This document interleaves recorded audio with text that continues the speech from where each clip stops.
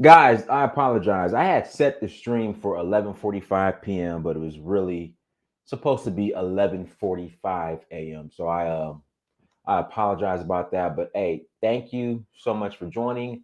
Like, share, subscribe. Make sure you go to dynastymir.com. Also, make sure you visit Danfo, DANFO dot Africa. Again, Danfo, DANFO dot Africa. We would love to have you join us on one of our tours. We are going to Nigeria in August for the Oshun Festival.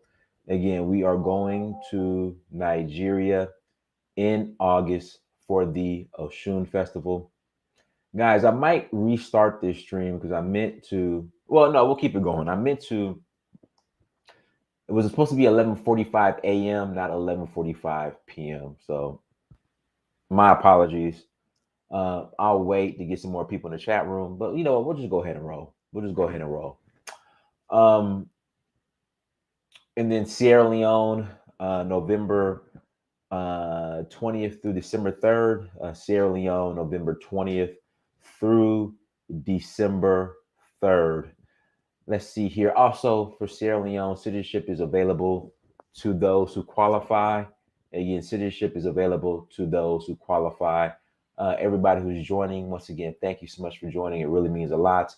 You could be doing something else on a Wednesday, hump day. Today's Wednesday. Yeah, today's Wednesday. On a Wednesday morning, but you're with me. So, again, thank you all. Thank you so much. Where are we going to get started? So, you know, if you guys don't know, there was an election yesterday in South Carolina. And Marcel Dixon lost to Clyburn, who's been in office now for almost a little more than 3 decades. But what this tells, you know, you have this ADOS, FBA, Freedmen bunch, you know, and by definition, let me say this: I am ADOS, FBA. I will be considered a Freedman as well. But FBA, ADOS, Freedmen, they chose James Clyburn and not Marcel Dixon. That's who they chose. They chose James Clyburn. That's who they want. So what this proves is that ADOS, FBA, Freedmen, as a collective, as a whole, they're not serious about reparations. They're not serious about power. And I mean, it's just the only thing that, for the most part, from what I've observed, is the majority of, you know, the ADOS, FBA, Freedmen, you know, I don't want to say cults, but that certain radical segment, they're just pretty much serious about Twitter and coming on YouTube, making jokes and being mad at immigrants, which gets me to the immigrant part. You can't blame this loss on immigrant tethers. Now, the militant FBA, ADOS, Freedmen, they were rooting for Marcel Dixon. But I guess the non-militant, or however you want to call it, FBA, ADOS, Freedmen, chose James Clyburn. And you can't blame this on African immigrants. You can't blame this on tethers. Like I've always said, Black America has the issue holding back Black America is Black America. The issue holding back ADOS is ADOS. The issue holding back Freedmen are Freedmen. The issues holding back FBA are FBA. It's not immigrants. It's not white supremacy. It is the enemy is within. There we go. The enemy is within. And there's really no plan. If you really look at it, there's no plan. You know, when the Freedmen and ADOS and FBAs, when they come, you know, when they come on the show, and I ask this one simple question: when it comes to the politics, how much money you guys have saved up to push and get behind and lobby for your politicians? I've not heard not one number or estimate or anything. So again, it makes for great entertainment. Like I said, it's funny. Like when I listen to the Twitter Spaces and hear the arguing and the jokes, sometimes it's funny. It's great entertainment. Again, it is great entertainment. If you want to get a laugh, if you want to hear jokes, funny jokes, it's great entertainment. But outside of that, it's great entertainment. So the question now is, what's next? Marcel Dixon, he's pretty young, but I mean, again, Freedmen, ADOS, FBA, they're very comfortable. They're and we saw this with the election, the presidential election, 2020. You had a rapper named Ice Cube. Hey, I got a plan. Let's see what we get for our votes. I think it was a plan for Black America. And guess what? FBA, ADOS, whatever, they said no, we don't want that. We just want to get rid of the orange man. Again, they said they just wanted to get rid of the orange man. No tangibles, nothing specific for Black people. That's what they wanted. So, that's where we're at right now as FBA, ADOS, and Freedmen. And as the snow god, snow king of Freedmen, ADOS, FBA, Joe Biden said, hey, you guys got to start meeting and dealing with the Hispanics. So, going into the next election, which, guys, it's going to be a red wave. Midterms,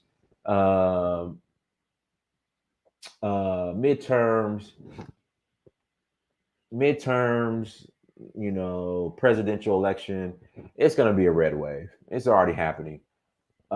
It's those old heads in these churches voting against their grandkids. They will have to die out. Even if that happens, I mean, I haven't been to South Carolina in a minute, but if South Carolina is similar to what's going on here in Georgia, you're going to have an increased Hispanic population. Of course, you have white people already there. You have other groups of people coming. So by the time these old people, Clyburn supporters, die out, I want to use my words, or move on, transition. You want to use my words very, Jim Clyburn. I say James Clyburn, Jim Clyburn. I'm sorry. What? Yeah.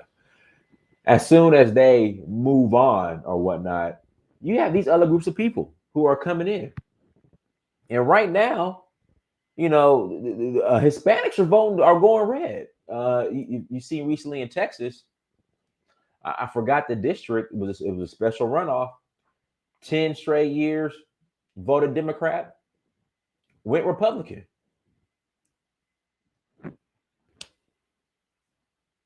So that's just what it is. I mean, again, I don't know. Like Biden said, I got to deal with the Hispanics. Gonna be with them. So you guys are gonna have to pretty much go through Hispanics to get even a seat at the table now. It would be, listen, guys. Listen, let me say this. I know you guys are gonna disagree. You guys would be better off flipping parties because the Democrats is over. Y'all ain't getting nothing. It's over. You guys aren't getting nothing. It's done. California reparations are coming because, per information man, is part of the law. But if you see what they're offering as reparations, it ain't no cut the check. Again, it's no cut the check. Y'all ain't getting the check. They're talking about raising minimum wage, which is laughable, which is an insult. For reparations, you're gonna raise minimum wage. It's laughable. They cheat elections. Okay, so hold on. Let me hold on one second. Clyburn won in a landslide, and you want to sit here and say they cheat elections? He got 2% of the vote. Again, he got 2% of the vote. And you're right, Latinos, they're all going GOP. Then they're coming now, and now they're coming to South Carolina everywhere. I mean, it's just Black America needs to have an honest conversation with itself now. An honest conversation, and it's going to be a tough one that that many of us don't want to have. You know, yeah, it wasn't. You can't even say that the election was rigged. He got destroyed. But yeah, congratulations to the brother for putting himself out there. Hopefully he'll run again in, I guess, what, 2024 or however it works. But yeah, it wasn't even close. He got destroyed. All right, he got destroyed. So, but again, you have to understand, South Carolina, that is, when you talk about lineage, when you talk about ADOS, FBA, and Freedmen, South Carolina is like the headquarters. I want to say either Charleston or one of the ports in Virginia, but I think Charleston was like the largest slave trading port as far as when slaves came to America. Charleston was like the largest port that they came in, that they were dropped off at, was Charleston. So that's FBA headquarters, Charleston. That whole Gula Geechee corridor, and is either Virginia or I think Charleston. I think Charleston, but South Carolina. Yeah, but that's all Gula Geechee, Charleston, like North Carolina, South Carolina coast, going all the way down to Savannah. But like South Carolina, that's like headquarters for Freedmen, ADOS, FBA. That's headquarters. That whole whole whatchamacallit. So yeah, so it's whatever. Good luck. Hopefully, we'll see how it works out in California as far as reparations. But again, yeah, Charleston, South Carolina, that's like the head. That should be the headquarters for FBA, ADOS. That's the headquarters. That's where they came. No, but I hear you, Trey. But again, I'll keep asking a simple question: where's the money at? Where's the money at? The whatchamacallit, no black vote, or no black agenda, no black vote. It's not working. It's not working.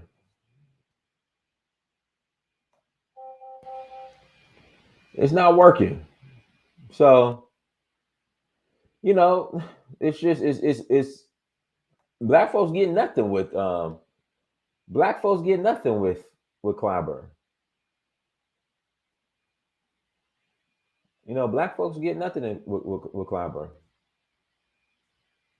So, we was here before Columbus. Okay, all right. Okay, we were here before Columbus. Oh God, here we go, man. Here we go. We were here before Columbus. Yeah, we were here before Columbus. All right. Well, all right. We were here before Columbus. All right. Yeah, it's we're gonna have a heart-to-heart conversation. But again, congratulations, Freedmen, ADOS, FBA, for electing. Is it Jim or James Clyburn? We're just gonna say Clyburn. Congratulations on electing Jim Clyburn for the election. Congratulations, Freedmen. You guys chose who you wanted. and you got what you wanted. So it's search for who. This proves FBA has made and will continue to make no progress politically. I mean, this is what they wanted. They wanted Clyburn. You know, they wanted. Nah. You can't blame tethers. You can't blame immigrants, bro. That listen. When I say South Carolina, Charleston, that is American Negro, black, fresh off the slave boat. We was dropped right here, headquarters. That South Carolina is Little Africa. I mean, what I mean by Little Africa, um, they're still so connected to Africa. I mean, that's Geechee land. That's Geechee, South Carolina. That's Geechee. That's Geechee, South Carolina. That's ADOS. We slave descendants. Our bones are buried here. That's the headquarters. Our bones are buried here. We were slaves. That's the headquarters. Here we go. I'm working. Here we go. Here right here. Nothing wrong fighting for reparations. No, I'm saying absolutely nothing wrong with it. But ADOS, FBA, Freedmen have said they don't want reparations. That's what they said. That's what they voted for. When has Clyburn ever brought up reparations? Here we go. Shaheen, I work in South Carolina in the Low Country, and black folks are very close to their Africanness. I'm telling you, like that's like you talking about bones are buried here. FBA, ADOS, Freedmen, South Carolina is the headquarters.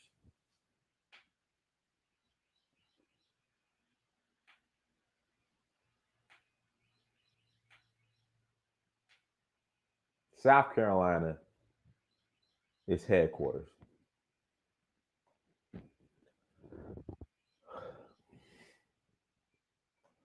So yeah, hey, we'll see.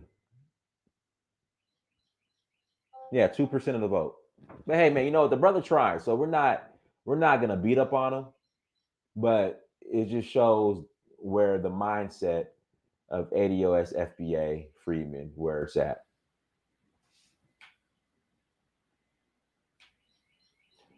So, so yeah.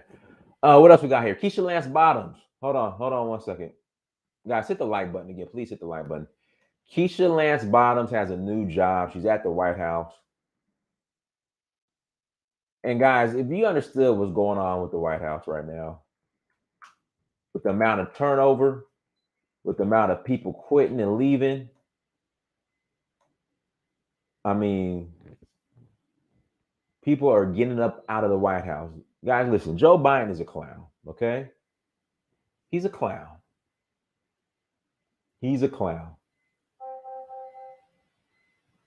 All right, so Keisha Lance Bottoms is going over there as an advisor. Now, listen, so since Keisha Lance Bottoms left the failing city of Atlanta, she went to join the failing news network of CNN, which is failing, to now go be a part of the failing White House.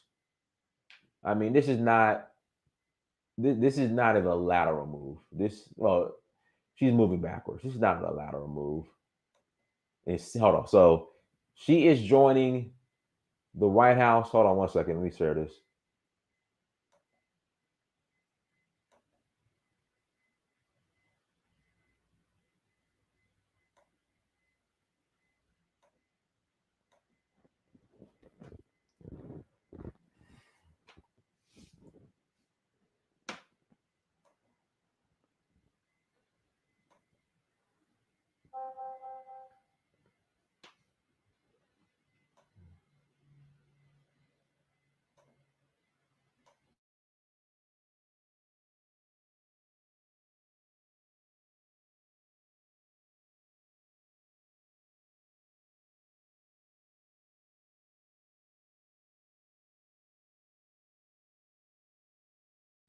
I'm trying to get the video to play. Hold on.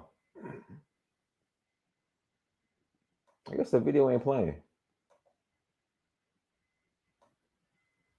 All right, I'll just go ahead and read it. Former Atlanta Mayor Keisha Lance Bottoms is joining the Biden administration in a senior White House role.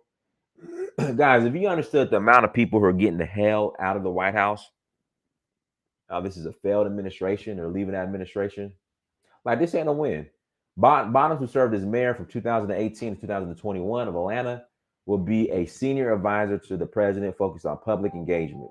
Oh, gosh. The White House announced Wednesday she will also oversee the White House Office of Public Engagement, sharing the news on Instagram. Tuesday evening, Bottoms added honored. In a statement, President Joe Biden said Bottoms understands that democracy is about making government work for working families, for the people who are the backbone of this country. Well, and that ain't working out, Biden. I mean, people are struggling. She led the city of Atlanta with strength through the pandemic, through a summer of protests and pain. Yeah, she pretty much led it was anarchy here in Atlanta. And listen, and through the mass shooting that left Atlanta's Asian American community in fear. She didn't bring up nothing about your black. So listen, this is what I'm talking about right here. Let me read this again. And through the mass shooting that left Atlanta's Asian American community in fear. Pookie and Ray Ray is tearing up shit in Atlanta every day. There's black people living here in fear as well. You got rising gas prices, inflation, everything, interest rates going up. And I have no clue what Lance Bottoms is going to do to help curb all that.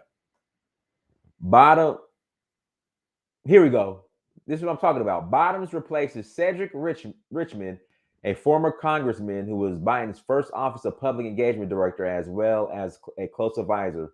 He left his post earlier this year. Guys, this White House cabinet, or whatever you want to call it, advisors and people who are working for the Biden administration, they are dropping like flies. They are dropping like flies. But remember when people were leaving Trump and Trump was firing people, it was on news every day. It was on the news every day. Oh, this person left, this person left. But the news has been very quiet about what's going on with Biden.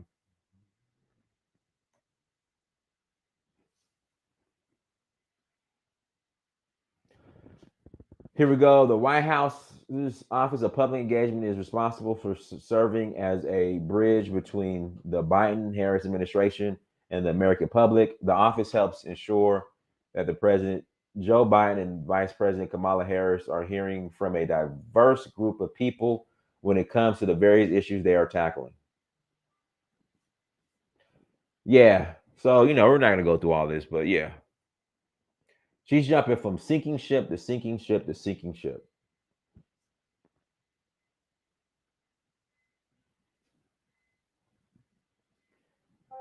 From sinking ship to sinking ship. She's jumping from sinking ship to sinking ship to sinking ship. So, oh well. Oh well. Well, good luck, Keisha. Good luck, Keisha. Hopefully she'll make it a year. Hopefully she'll make it a year. The amount of turnover that's going on in that White House. Hopefully she'll make it a year. I'm not hating on anybody, Rodney.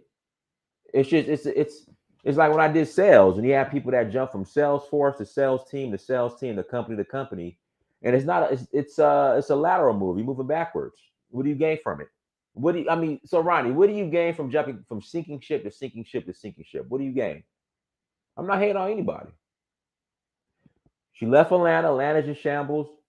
She went to CNN, which is a failing network. Now she's going to the White House, which is a failing. Which is failing. Like, it's hustling backwards.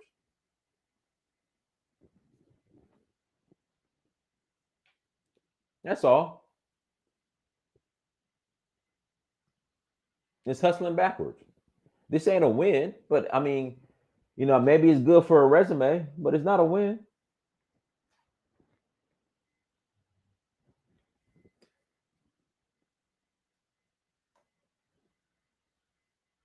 Here we go. Let me links in the chat room. If you want to call in, link is in the chat room. You're more than welcome to call in. Link is in the chat room. Link is in the chat. Link is in the chat room. Ronnie, the try is the fail, brother. The try is the fail. All right, link is in the chat room.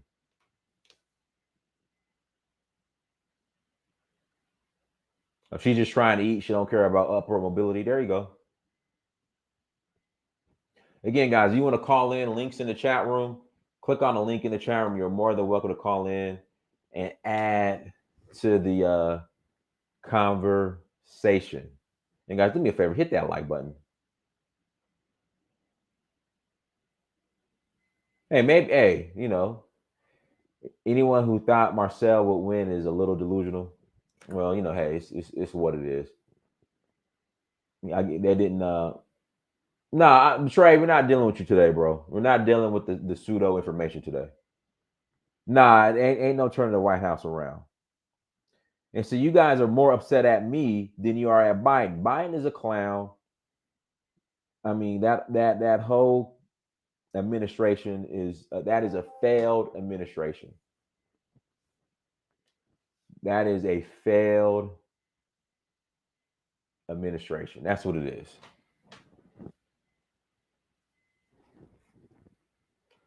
So, guys, links in the chat room. If you want to call in, add to the conversation. Oh, there was one more thing I want to talk about. Nigeria. So, guys, Nigeria, we are rolling August 8th through the 17th. August 8th through the 17th. If you want to roll with us. Thank you, Ayana. Biden is a clown. Biden is a clown.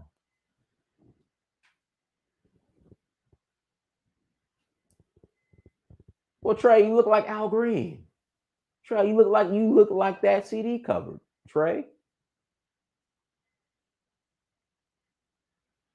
Juke is already happening. It's already happening. Let's see here, guys. Links in the chat room. If you want to call in, go ahead and click the link. Trey, you can't call in. We don't want to hear from you. Trey, we can do you in spurts. So Trey, you could call in maybe 3 times a week. We will allow you to call in 3 times a week, Trey. Trey, you're more than 3. You'll get 3 times a week. So today's Wednesday. Trey, I think you might have called in Sunday already or Monday. I know you called in yesterday. So Trey, you could call in either tomorrow or Friday. You can call in tomorrow or Friday, and we'll play your link. Okay, so either tomorrow or Friday, you could call in, and we'll play your link. We'll listen to your we'll listen to your link. I did it. Hey, Hassani, I did it in 2018. I did it in 2018. No problem. Who's Ben Yosep? Who's Ben Yosep? Yeah, I mean, I went to Nigeria in 2018 during the election season. I mean, it's fine. No problem.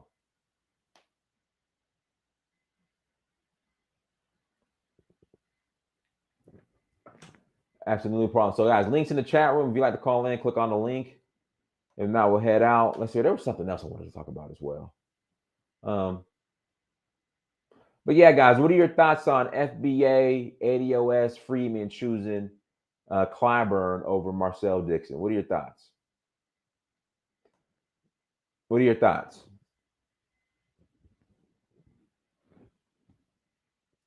Search for who? Guy on Brandon's channel that hates black immigrants but has an Asian wife. Oh God.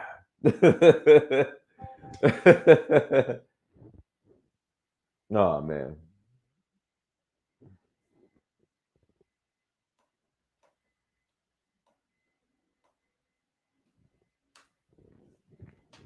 Yeah. But guys, listen. Seriously, black people. Listen, hear me out. Start looking at international opportunities. This is not financial advice. Do your own research. Start acquiring Again, this is not financial advice. Let me see the chart real quick. I'll be buying as much Bitcoin as possible. Yeah, I'll be buying as much Bitcoin as possible. Um, I would start looking at no, but see, First Black, I'm a dual citizen.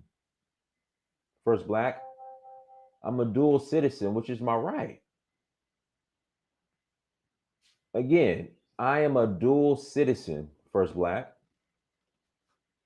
and I'm trying to put you guys up on game that you have to start looking at international opportunities. You got to start looking outside of America. It is okay. It's all right. It is okay. You don't have to be tethered to America or whatever you want to call it. So attached and emotionally attached to America. It's okay. It's all right. So FBA, ADOS, Freedmen, it's okay to start looking outside of the borders of America because the way things are going right now, let's hear about the negatives of your other citizenship. There is no negatives. There's no negatives.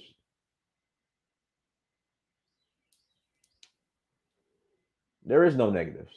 There's no negatives for my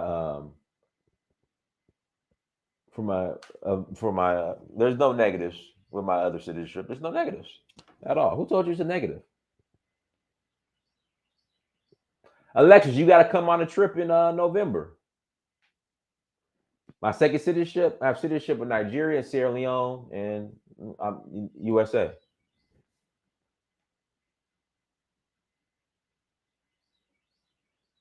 Yeah, I mean, there's no negatives. I have options. I could tell you the positives.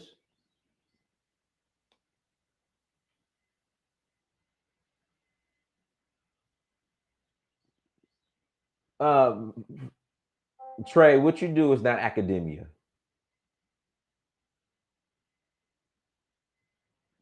Ronnie, call in, Ronnie. Tell me how it's a win for voting for Biden. Now, tell me how it's working out voting for Biden. Please tell me how that's a win, Ronnie. Please tell me how that's a win. Tell me how Biden supporters are winning right now.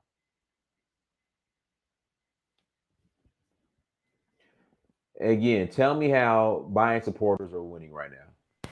All right, Moose. I can't pronounce your name, brother or sister, but go ahead. Hello? Hello. Okay, hi. Brother Hey, how Dynas, you how you doing? doing? I'm good. Okay, hi. Okay, so I just wanted to I wanted to just encourage my fellow brothers and sisters. Um I just I just want to encourage you that we really shouldn't be putting our faith too much in politics, because I can guarantee you right now that it's going to fail.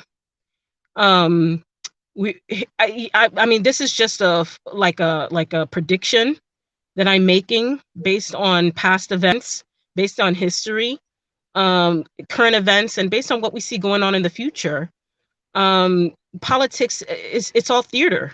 I'm looking at the comments and I'm just amazed at the amount of uh the, the reliance that so many of our people have in politics. I'm not saying don't get involved, but don't put all your hopes into politics. I really like that young brother. Is it King Randall?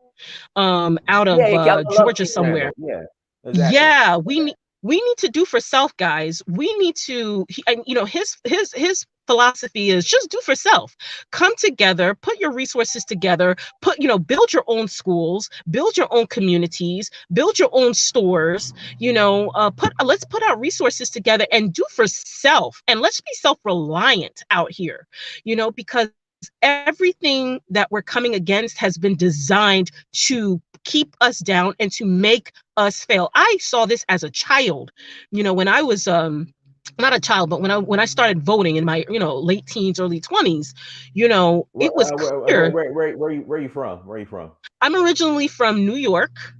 But I Okay. live now in California, and I am a let me say this: I am a child of immigrants. I'm a child of African immigrants, of Okay. a Nigerian father and a Mhm. Zimbabwean mother. So I Okay. have a lot of the Pan-African. I espouse a lot of Pan-African views. But I grew up here, so I also understand, I fully understand the ADOS and the Freedmen views as well. I can respect that, and I understand that fully.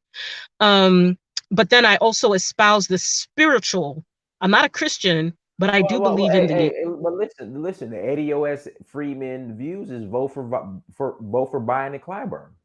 That's what the views right. are. And That's when I say I understand the views, I'm talking more in terms of reparations and things of that nature. I understand that, and they, I'm listen. in. The majority, the vast majority, the large collective of ADOS and Freeman, they voted against reparations. They voted against reparations. Yes, and I see that, and I'm Yeah, shocked because I thought that yeah. that's what they stood upon.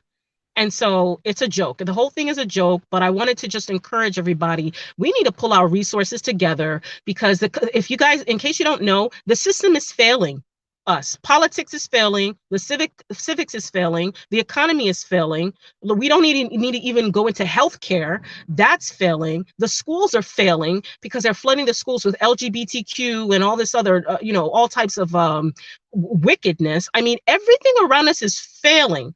So, right now, Black folks, we need to just do for self and insulate ourselves as much as possible from the calamities and the catastrophes that are about to befall this entire planet. And that's all I have. Thank you very much. I appreciate it. Thank you. All right, snapshot reviews. Go ahead. Hey, how you doing? I've been following like American politics last couple of years and stuff, and obviously with all the kind of stuff that everyone's trying to go and get reparations for and things like that. And I understand how important it was to actually get Clyburn out of there. I didn't think Marcel would win, but I expected him to perform a lot better than he did.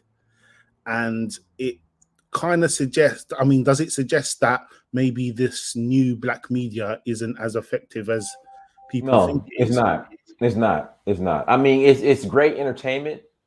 Yeah, Like I said, it's great entertainment. I think there's some great ideas, but at the end of the day, see the problem with new black media is, so when I did sales, we had to make phone calls, but we also have to be on the ground and cold call. yeah, Being online and internet, Twitter and YouTube all day, that's good, but you also got to have a ground game, and yeah. there's no ground game. You have to be doing things in the Right, real. you got to be active, Yeah, but from consistent. You what? got to be act. You have to be active, consistently in the community. Yeah, And but just new black media is just, again, great entertainment. yeah, There's great dialogue online, yeah, great dialogue on but YouTube and yeah, Twitter and all that. But at the end of the day, if you're not on the ground, yeah.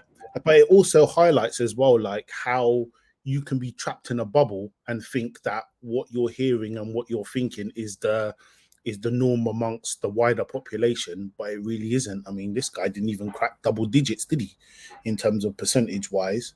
But from what I can observe, like, 2%. Then also too, every time Freedmen, FBA, ADOS calls in, they start talking, we got to get politics and all this stuff. I asked them the question: how much money do you guys have yeah, reserved to lobby? yeah, Ask me, like, yeah. ask what the answer that I get. What do you get? They have no clue. They got nothing. See, the No, they thing have is, no clue. from what I've been observing, like with American politics, like unless you're back financially backing your candidate, what can you do? Like, because they're going to have interests that fund their campaign, and as soon as they take that money, they're bought and paid for, and they're going to be doing the will of their donors. So if you're not financially backing the candidate, it's pointless, man. It's like the guy's just going to get sponsored like a Formula One car driver with all Right. the sponsorship on them, and that's who they work for, really. I don't know that Black America's issues can be solved through politics. It should be able to be, but I don't know. I just don't think the conditions and the resources and all that kind of stuff is there. I think, like what that lady said before, the do for self thing, which probably sounds hard to a lot of people, but I think it is the quickest route to salvation for a lot of people, really, I think. Yes, sir. Umawale, Africa, go ahead. What's going on, brother Dynast? Hey, I'm doing good. How you doing? I'm good. I see you tackling the hard topics this morning. Yeah, absolutely. We got to have this conversation. No, it's necessary. The sister who you just had on really summed up a lot of my thoughts. You know, I think that she was Hey, brother, spot yeah, on. do you have the TV on in the background? Yeah, like it's some background noise coming. That's my daughter's tablet. Can you still hear it? Yeah. It's kind of All right, distracting. I'll tell you. I'll dial back in from my laptop in a second. Give me a minute. Okay, no problem. All right, cool. All right, guys. Link is in the chat room. Links in the chat room. So, are you first, second? No, I'm 80. Nikki, I'm ADOS FBA, like roots in Mississippi and Texas. But I'm Africa first. But I'm ADOS FBA. Freedmen. Roots in Texas and Mississippi. So yeah. Hopefully that answers your question. I don't know. I don't know what it matters. Yeah, I mean, I don't know what it matters. You know, my first or second generation immigrant. You know, I don't know what that. You know, I don't know how that question is even relevant. You know, I mean, you can call in. Yeah, like I said, I don't know how that question is relevant. Like I said, at the end of the day, was holding these groups back, FBA, ADOS, and Freedmen is FBA, ADOS, and Freedmen. And like I said, FBA, ADOS, Freedmen chose Clyburn over Marcel Dixon. They chose that they don't want reparations. They don't want all this other stuff. That's what they chose.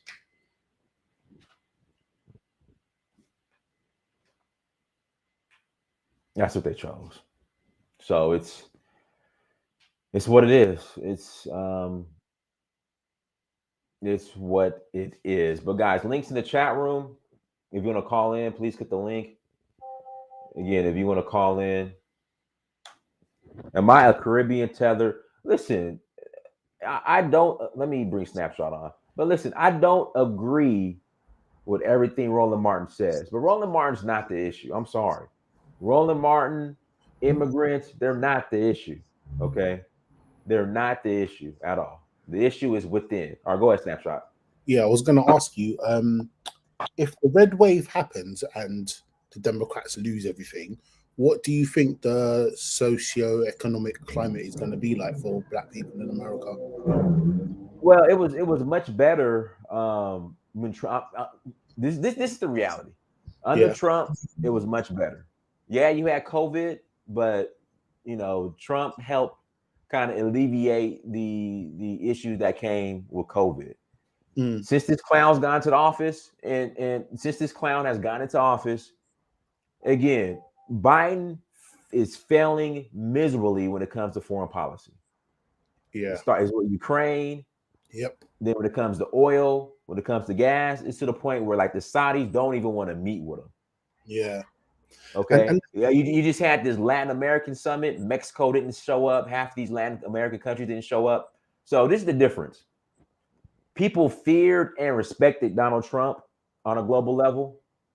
With Biden, everyone just knows Biden is a clown. Biden is a clown. And they don't respect him. They don't fear him. He's a clown. But that's who we voted for. I mean, you got to think about it, Snapshot reviews. You have Black people saying they would rather have Joe Biden in office, even if the taxes are higher or the gas prices going up. They were saying that before they elected Biden. Because it's just this fear mongering. It's racism, white supremacy. These white racists are going to come. Oh, you vote for Trump, the white racists, the Proud Boys, they're coming for you. They're coming for you. So, you know, Black people are like, oh my God, oh, we got to get rid of them. Okay, well, and then Trump even said before the election took place, you elect this guy, you're going to be in war, inflation's going to be at a record high. Trump predicted all of this, and guess what? It happened. Yeah. And then Biden is such a clown. Like there's a way to kind of ease the pain, but like I said, when it comes to foreign policy, nobody No one One, respects. nobody wants to deal with them. Yeah, Nobody. but And listen, you got, and see, this is what I'm talking about. You got guys like Rodney Ellison, this guy right here. Hold on, let me put this quote up. This is the guy you got. And see, this is how you got to be honest. This is how the average ADOS, FBA freedmen, this is how they think. All right.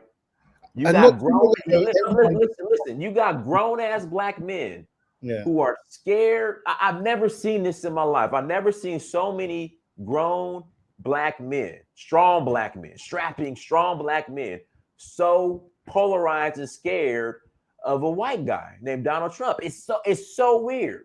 Can I like say you big, strong black men are scared shitless of Donald Trump, no matter what the results you get, no matter what the circumstance, no matter what happens. So okay, this dude is actually backing Trump, a proud racist. You really hate being black. Now, my question to Rodney is, what has Donald Trump said on TV racist that Joe Biden has not said? Joe Biden came on national TV and said, you don't vote for me, you're not black. Joe Biden, to me, seems to be like the epitome of in-your-face racism, as well as systematically.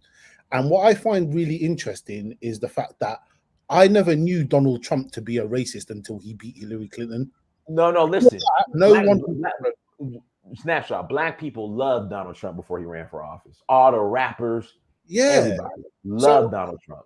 And it's like, what has he actually? All right, he might have tweeted some things that maybe a president wouldn't have tweeted beforehand, but what's a fucking tweet? Like, sorry. Yeah, what's a tweet? It's like again, they're not worried about the repercussions of, like I said, it's fear. Nothing to do with, okay, listen, this is what's going to happen if you vote for this candidate versus what's going to happen if you keep Trump in office. But I mean, at the end of the day, what black people have to understand when it comes to America, this is what black people have to understand. FBA, ADOS, Freedmen. This is what they have to understand. I think this is the issue. America is a business. It's a corporation. It's a business. You know, it's like with a job. You can't have an emotional attachment to corporate America. You can't have an emotional attachment to your job. It's a business, period. Same thing with America. But you got guys who are so emotionally attached to America that they just get in their feelings versus making a business decision. I'm sorry, Trump was the best. If you are a black American, if you're American, you're like, America's my end game. I'm here. I'm in America. Trump was the best for business. Okay. But again, the average black American, like Rodney Ellison, it's just fear. You're backing Trump, a proud racist. Okay. How's that working out for black people now with Biden in office? How's it working out? How's it working out? And they will make excuses, you know, like this excuse like, oh, the president doesn't control the gas prices. Okay, then why is he begging the Saudis for a meeting so he can get oil prices lowered if the president doesn't control the oil prices? But do you know this fear thing that you mentioned? Is that something that is a sentiment that is only amongst older people, or do younger people also feel that as well? It's I would say, because the older guys, yeah, because Rodney does look kind of old, so it's because the older generation, you know, touch wood, like they might not be around for. I would say mid-20s. I would say probably mid to late 20s through the older people. So you got a point there. But again, it's the excuses. Like, no, I don't like Biden, but hate racist politicians even more. Dude, listen, Joe Biden passed the 94. Listen, are you familiar with the 94 crime bill? Yes, I know. Okay, so black people, whenever they talked about systematic racism, they brought up the 94 crime bill, which was Joe Biden was the architect. Yeah. Guy came on camera, said, you don't vote for me, you ain't black. But I don't know why black people are just still focused on this. Trump is the racist. I'm like, dude, and I keep saying, what has Trump said on camera that Joe Biden has said on camera in regards to racist comments towards black people? But listen, for some reason, the guys like Rodney, which is the majority of black people. I'm pretty sure Ronnie is a Freedmen, ADOS, FBA. That's just how they operate. But I think as well, what you have to remember is Biden was Obama's VP, and Obama. Let me find this for you. And then hey, go ahead, Alan. Alan, I see you back there waiting. Obama was the person that actually got me to open up my mind and actually think about this kind of stuff, because Obama did absolutely nothing for black people. And I waited and I talked so much stuff. I said 4 years, and I was like, well, we got to give him another term, because if he gets another term, he'll go back and he'll help us. And then 6 years into it, I realized, wow, this dude really is doing nothing. We owe Cornel West and Tavis Smiley an apology. And so my thing is that we are caught. We talk about this gender binary. We're caught in the political binary in this country, and we think that you either have to be Republican or you have to be Democrat, and that is part of the problem that we face. We've gotten our minds that the Republicans are all pretty much Strom Thurmond, and we can't see any other way to vote. Meanwhile, these Democrats are cutting our throats. As far as black people are in this country, and in foreign policy wise, this guy is an absolute disaster. He's ruined disaster. He's a disaster. And for some reason, guys like Ronnie Ellison don't understand. Like, dude, this foreign policy wise, Kamala, these folks are absolute clowns. Like, it's embarrassing. It's embarrassing. The fact that she couldn't even win her home state, and people think that she could win the presidency, is just flipping beyond me. Like how do they think that she's totally not qualified to be where she's at? But I think the symbol of Biden standing next to Obama obviously has resonated with a lot of black people in America, and I think why? But why? Because I guess objectively look at it. What did Obama do? Yeah, exactly.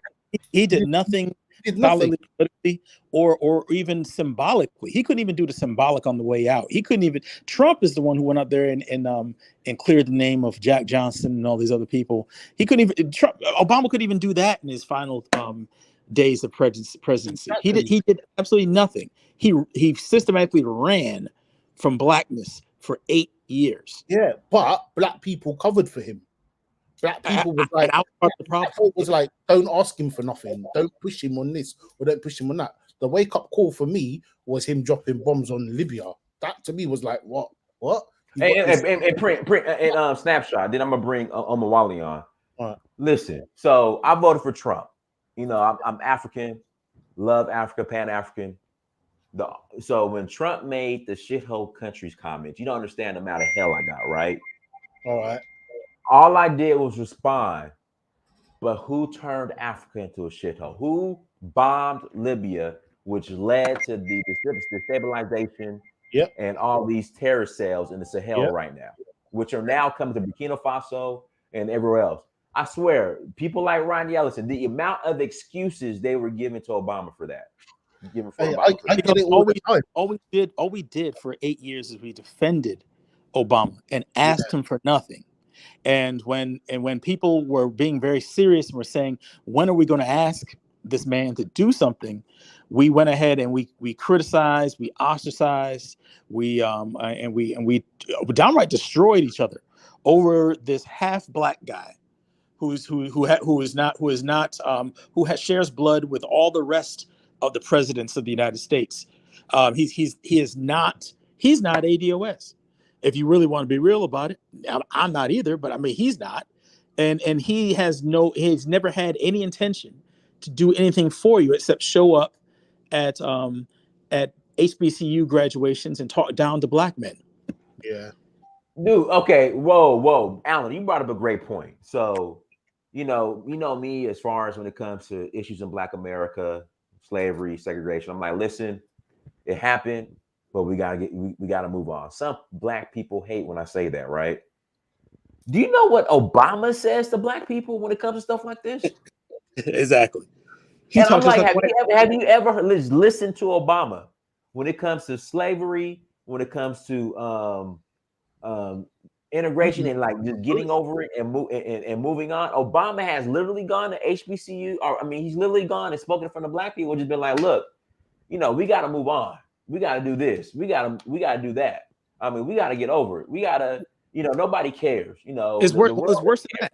He's done worse than that. He's gotten in front of people and has literally said, man, the problem with you black men, and talking about pulling the pants up and all this other. He sounds everything they criticized Cosby for, Obama has said.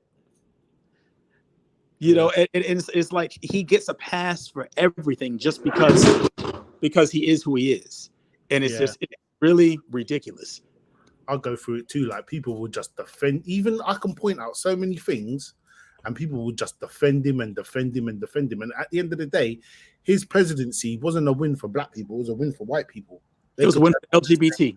Yeah, they could turn around and say, "We're not racist. We voted a black guy in as if he's the first person that's ever been qualified to actually be a president." Do you know what I mean? It's messed up, man. He was the first LGBT president. He was a win for defense companies who sell drones. Yeah, that's true. If the red wave does happen, will that divide black men and black women in America more? Well, I think politically, black men and black women in America are already divided. At least those who engage in electoral politics. I don't think that black men have much of a reason. Like those who want to vote one way or the other. There's definitely no policy being placed on the table coming from the Democratic side. And if anything, the Republican Party is clearly doing outreach to black men, and they see inroads to black men. So I think that division is already there. But I think also because black women are kind of like an extension of like liberalism in the United States, I think that they are given the bully pulpit during election season to try to, I guess, as they would say in the manosphere, blame, shame, and explain to black men why they need to be voting for Democrats. So I think that division already exists. Is it more dangerous for black people to sit out and not vote rather than actually picking a side? No, I think I think that we devalue our vote when we give it away in exchange for nothing. I think that black people actually only run the risk of raising the value of their ballot by, as Malcolm X would say, you know, not firing it until you have a target to fire it at. Like, you don't just aimlessly toss it away. Like, if there's something that you're being offered in exchange, politics is supposed to be quid pro quo, something for something. So if we're not getting anything and we're giving it away, then we're devaluing the vote. Yeah, it's true. We thoroughly devalued our vote at this point, consistently giving it away to Democrats for nothing, and allowing Clyburn to basically choose for us, which is why I'm not surprised that Clyburn went out there and won in a landslide. People down in South Carolina are not even thinking about not voting for him, because him being in that district gives them a clout in their minds that can't be offered from somebody else. He knows people like Biden. Biden knows to call him. We want to vote for him because, as Clyburn would say, we need to be realistic about what we can and cannot do. So they will vote. We will vote against our own interests, vote against the reparations we claim we want, simply so that we could have a pretend seat at the table, and then ultimately end up not getting anything at all. I think Marcel Dixon's candidacy, because I first of all, Brother Dynas, you courageous for tackling this topic in terms of like the new black media, ADOS, Freedmen, and all of that, because from my perspective, the loss was necessary, and it was also more helpful than what a win could have potentially given. And what I mean by that, if Marcel would have miraculously beat Clyburn, then people would have thought that the level of engagement and political organizing that they're currently putting out is sufficient, and is not sufficient for long-term protracted engagement. This has to move from offline beyond clout to real on the ground grassroots coalition building. So the lesson that should come out of this is people have to understand that even with all of the voices of the so-called new black media backing Marcel, it can give you popularity and influence online in the metaverse, so to speak, but in the real world, you still have to get on the ground, get into the community, engage the community. And when it comes to Right. that, the Democratic Party and Black elected officials are outdoing the so-called new Right. grassroots. I mean, you got to think about it. In fact, let's read to see snapshot reviews. This is what I'm talking about. This is the average black male voter, emotional Democrat black male voter right here. What I'm saying is all ad hominem. Like, it's not addressing the issues. It's not addressing the facts. It's just a bunch of emotional temper tantrums. That's what they do. Call in, Rodney. He should call in. I wanted to call him, but he's not. But all he's gonna do is just, you guys voted for Trump, you black folks, you bootlickers, that's all. It's just a bunch of ad hominem attacks. Okay, let's deal with the issues. But this is how they operate. This is ad hominem attacks. This is ad hominem attacks to get black people to get back into line with white liberals, and that's all that he is doing. I don't like Trump. I've made that known on this platform many, many times. I've never voted for him, would never vote for him. But what I do know is that the person that we put in there in his place was far worse than Trump in terms of systemic racism, in terms of writing things actually into law that actually put black people behind prison. And then what makes it worse is he's belligerent about it. In that same interview where he went up there and said that black people, if you don't vote for me, you're not black. I wasn't as offended by that as I was that he said that he didn't want to apologize for the 94 crime bill, and that he felt that Hillary Clinton shouldn't have apologized for it, and that he was not responsible for the prison industrial complex. Flat out lied on the interview. That was the most offensive thing that he said during that interview. And I think also a lot of us because of the political immaturity, we like to argue straw men. So it's very easy to focus on personality over policy, because if you had to blindly vote, if you didn't know that Trump was the candidate, all you had to assess was his policy record, and you didn't know that Biden was the candidate, and all you had to assess was his policy record in terms of the harm or potential benefit for Black America. I think that a lot of folks would arrive at the conclusion that, we're probably a lot better off under someone who's offering us something, but also how our real day-to-day lives are impacted by, U.S. foreign policy. I mean, Biden is literally going to have to swallow Putin's nuts in order to get out of this vice he just put himself in. But per the average Black Democratic voter, Putin is wrong. What's going on in Ukraine is Putin's. No. What's going on in Ukraine? Per them, it's stuff like just a logical question. Oh man, it's Trump's fault that Putin invaded Ukraine. Okay, well, why didn't Putin do it when Trump was in office? Well, because they're bad buddies and they were holding hands, and that's why they didn't do it. It was more Obama. That's what we're dealing with, Snapshot. That's what we're dealing with. It was more Obama this whole thing in Ukraine, because the original invasion of Ukraine happened under Obama's watch in 2014. When they went up there and took over Crimea and stuff like that. So again, that argument doesn't hold water. See, a memo just got leaked from the Biden administration where they basically said they overshot their shot. They thought that the sanctions would cripple Russia and that the Russian people would toss Putin out. But they. Hey, if I can interject, man, just give me 10 seconds. The ruble is like outperforming the dollar. Is like right now the ruble is the highest performing currency right now. I was about to go ahead, because they thought, it's Russia, it's not Venezuela, it's not Iran, but go ahead, Omar. Sorry about that. I mean, if you remember, even from the so-called Cold War and what they refer to as the non-aligned movement, right? The African countries were the so-called non-aligned group. They didn't want to choose the side of capitalism. They didn't want to choose the side of so-called communism or Russia. So they was like, listen, we're going to play the middle. So what the U.S. tried to do with the sanctions is, how do we cripple Russia and make their countrymen overthrow Putin? But what they found out is that because the African nations refuse to back the sanctions and they're still involved in dealings with Russia, because China is still involved with dealings with Russia, because the Middle East or the OPEC bloc is still involved with dealings, it's like, not only is Russia not being crippled economically, the U.S. is now being hurt because of our food supply relies on that trade, that economic trade with Russia. So like the prices of food in the U.S. is going through the moon. So the sanctions are actually coming back to impact the U.S. more harder than they're impacting Russia. So, at some point they're going to have to bend and the level of embarrassment, because Putin, you know, he's ex KGB, so they play mind games. He's going to make Biden literally That's going to get on his knees, publicly, right?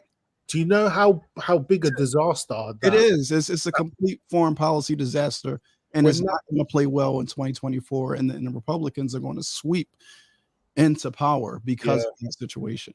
When that withdrawal happened last summer with Afghanistan, over here in the Houses of Parliament, every single MP, I don't care what party they were in, every single, it was like a hip hop cipher. They were all passing the mic, just roasting Biden for like an hour and a half. Everyone was just like saying, he's made us all look so ridiculous. He hasn't even told his allies that he's pulling out these troops. He's left our people out there in this vulnerable position. And it's like, I feel as though like the relationship between UK and America might be fractured a little bit with Biden, because it's like whatever America does, the UK wants to follow, and our petrol prices are just as ridiculous or almost as ridiculous as what's going on over there. It's crazy. But I was in a Facebook group in the lead up to the election, and I just asked these, and it was mainly white liberals in there, and I just asked one question: what is Biden's signature policy? And the amount of troll, you hate this guy's, he's a Trump supporter, just asking that simple question, and no one could answer it. So no one actually voted. He wasn't offering anyone anything, and people still gave him the vote. So it's like, do you have a right to complain if he just gave it away? I don't know. You know, I did an analysis recently after it was announced that Rock Nation is supposedly doing this racial justice get out the vote summit this summer. And I referred to what when they say get out the vote, that means go vote Democrat. But you know, guess who pardoned her last name was Perez. Donald Trump, this Perez lady like worked for Jay-Z or was like the VP of Rockefeller Records or something. It was Donald Trump that pardoned her.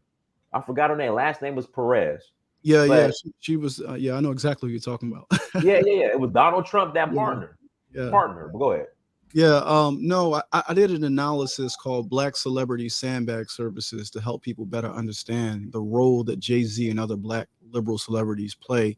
So if you think about it, if you've ever been to a place like New Orleans, whenever there's a storm, you know, afoot or a storm in the forecast, they go and they start putting sandbags at the flood fault line to prevent the flood from essentially overflowing the borders and washing out the so-called city. So from a political perspective, the Black vote represents sand. And what the Black celebrity does is they fill up the sandbags ahead of the election, because the election is forecasting a storm. And what they don't want to occur is essentially the Republican flood to overflow the so-called banks of power and wash Democrats out of the seats of power. So what happens to those sandbags after the storm? After the storm, sandbags get tossed aside. So the Black vote, you know, the Black celebrity comes out, fills up all the sand, get us all out there, builds up the vote. The election comes, it passes, the storm passes, and what happens? The sand gets tossed away. And that's our position, election after election after election. So until we stand up and decide to do something else and not be manipulated in that way, that's the outcome we'll continue to receive. Well, we were given a blueprint to actually doing politics the way everybody else does, and it was given to us by Brother Ice Cube. Ice Cube gave us a way to actually do politics, to actually talk to both sides and see who could give us the best deal, and we rejected that because white liberals told us to. And so, you know, what can we? It gets to a point. It's like, what can you do when people make choices like that? You know, consistently. Whether it be we didn't vote for, you know, and again, we don't have great choices, but, you know, Bernie Sanders was a much better choice than this guy. Yeah. Right? And we didn't vote for him either. So we can't make it all about Trump and say, well, Trump wasn't a good choice, so we ended up with Biden. Everybody was in the primary, and at the time I was a Democrat. You could have voted for Bernie Sanders, and the Black people of that very state we're talking about, South Carolina, had the power to push him through. Joe Biden was nowhere until he got linked up with this same fella, Clyburn. Yeah. And and he told black people to vote for him. His campaign was dead in the water. He Yep. got up there. He promised he was going to do things for black people. He was promised he's going to do things for everybody, and he's done absolutely nothing other than give us Juneteenth. That's No. Hold on. No, I got to give Right. credit where credit is due. Joe Biden just announced that if you're traveling internationally and when you re-enter America, you don't have to take a COVID test. Just shout out, we gotta give him credit. But Omawale, so Keisha didn't run for. So Keisha Lance Bottoms, who we were talking about, she was the mayor here in Atlanta. Well, you already know that. I'm talking about a snapshot. She was the mayor here in Atlanta, right? Okay. So during the whole George Floyd, there's I forgot the name, Rashard Brooks. You know, when they were killed by police, they just went wild here in Atlanta, which is burning shit up, right? Okay. So there was an incident where pretty much what black folks did, Black Lives Matters, they started setting up checkpoints, just setting up checkpoints in the middle of the streets on major streets, right? So one morning, mother had her daughter in the car, running late for work. They had the checkpoint. Young girl, forgot her name. She was 8 years old. Mom tried to go to the checkpoint. They shot the car and killed the little 8-year-old girl. Killed her. Oh, what? I'll pull it up right now. I'll pull it up right now while I'm talking. So, you know, they had the whole press conference and all that. And Keisha Lance Bottoms was like, look, black people, we're our own worst enemy. It's the enemy within we got to deal with. And black folks got mad at her for holding black people accountable. So she didn't run for a second term. It's just the decision she's made. So she decided to go to CNN, which is a failing network. Yeah. So she just left CNN. I don't think she was at CNN even a year. Yeah. And now she's going to this failing White House. And it's just like, what are you doing? Okay, so the riots and stuff, you know, a period of civil unrest. But before those happened, how was she as a mayor? Was she good? She was cool. I mean, I live here in Atlanta. I mean, she was. I can't say she did anything negative, but I mean, I don't know. I can't say she really did anything positive. I mean, she was neutral. She was feeling the seat. You know what I mean? She was there. Am I right in thinking that it's the blue liberal cities that are drugs, violence, crime, people being priced out? Yeah, exactly. You're right. Right. So and the red equivalents, it's not like that at all, or there is, but it's not as much. Well, I'm trying to think of any major city that's really red. Well, I'm trying to think of major cities that are red. They all because a lot of well, what I'm saying is black. The majority of blue cities are. I mean, the majority of major cities where there's a large population of black people. Yeah, they're gonna be blue, and I mean across the board. Yeah, I mean violence, crime, people being priced out, all of the above. But also the change in political landscape in the U.S. is important because if we understand in the cities with gentrification, all of the so-called chocolate cities are gradually they're no longer majority black, and because of the rising prices and cost of living, black people are becoming more and more so-called suburban or rural. So like the redistricting of America is presently occurring, and with the influx of new voting population, whether it be like the migrant populations that are, also being given the right of franchise. Like I think the Democratic Party is clearly retooling. So the play for the Asian population and the Latino population is, black people who were. Here's the problem with that. Mm-hmm. These Asians and Latinos are voting red. Yeah, but it's backfiring. But the thing is, the Democrats are trying to compete for them. They're not competing for the black vote. Yeah, right. True. So because they don't have to compete for the black vote, black people don't get anything. They have to offer the Asian community and the Latino community something to try to win them over because they're still in play. Black people are we're a known factor, and because we're a known factor, it's like, use them until we can replace them, and then let them go somewhere and die. Like that's Biden's flat out said that with us. Earlier, we were talking about like that example you used about the sandbag stuff with the celebrities. One of the things that I noticed, which I'm kind of a bit surprised why people aren't calling it out, is that when Obama was in office, Jay-Z was standing right next to him every chance he got. And not once did he say, well, that I can remember, that he turned around and say, oh, Mr. President, we might need this or we might need that. But the instant Trump got in, Jay-Z started twisting up his hair, fist in the air, and now it's like he's kind of taken on this image of where he's like, I don't know, some social justice warrior for black folk. But when it comes to like things like, I don't know, Colin Kaepernick and the NFL thing, he just basically done the deal and, you know, threw him under the bus, really, because it's like, I don't understand how that deal helped any of that situation. But why are people not like able to like say, look, this guy's just clearly being, I don't know, opportunistic or whatnot, and just like, you know, not take that advice? I don't know any other group of people that listen to entertainers as much as you guys do. That we say that all the time. I mean, what other group of people? I mean, what other group of people will allow Cardi B to sit down with the presidential nominee? Yeah. Well, I mean, no other. And then when you call it out, will excuse it and make excuses for it. I mean, we got rappers and stuff over here, but no one's talking to Stormzy when it's election time. Do you know what I mean? Like, like, you know what I mean? But I think the point out is that white people are the ones who are choosing to speak to these people. Basically, Joe Biden ran around and tried to find the dumbest Negroes he could talk to. He went to the Breakfast Club, got embarrassed on the Breakfast Club, and he said, "Well, I got to find people dumber than that." So they ended up going to Cardi B. So it's not so much that black people are choosing. This is what white liberals are choosing to speak to and elevate for us. But Alan, the problem is black people all this fuckery that went on this past election, black people were defending the hell out of it. Yeah. Oh, I know.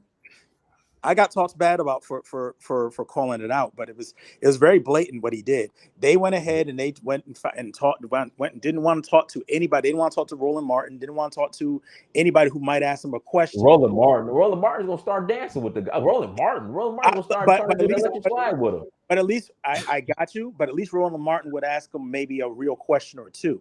They were clearly inserted. What real question did Roland Martin ask Hillary Clinton? I can't answer that.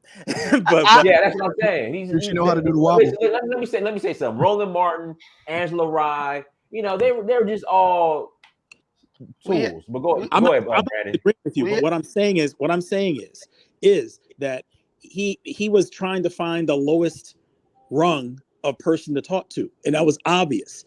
He went up there. He said, "Well, Roland might ask me one or two questions that might be real. Let me go to this hip hop show, morning show, and talk politics. You know, even though I would never do this to white people, right? I wouldn't go out talk to Howard Stern, something like that. So he went ahead, talked to them, got embarrassed, and he said, "Wow, I guess I didn't go low enough." So then he went and found somebody even lower, and that's how they go ahead and they select who they want to speak to, and we accept it. He didn't even get embarrassed. He went on Breakfast Club and they was in there bug dancing. Charlemagne, the guy who act like he's a hard interviewer, you know, he sat there and let Joe Biden disrespect him right in front of his face, disrespect all black people, and didn't even have a rebuttal, a reply, nothing. Same thing he does with Kamala Harris. You're right. I want to get to Marcel Dixon, right? This guy, Marcel Dixon, was not a political candidate. Marcel Dixon was a bad bitch. He was the guy who got up there, neck swinging. Girl, you don't know about me. I'll tell you where to go. And that's what black people, FBA, supported. It had nothing to do with his policy. He didn't have it. It had nothing to do with his track record. He didn't have one. It had nothing to do with his experience. He didn't have any. So what were they supporting?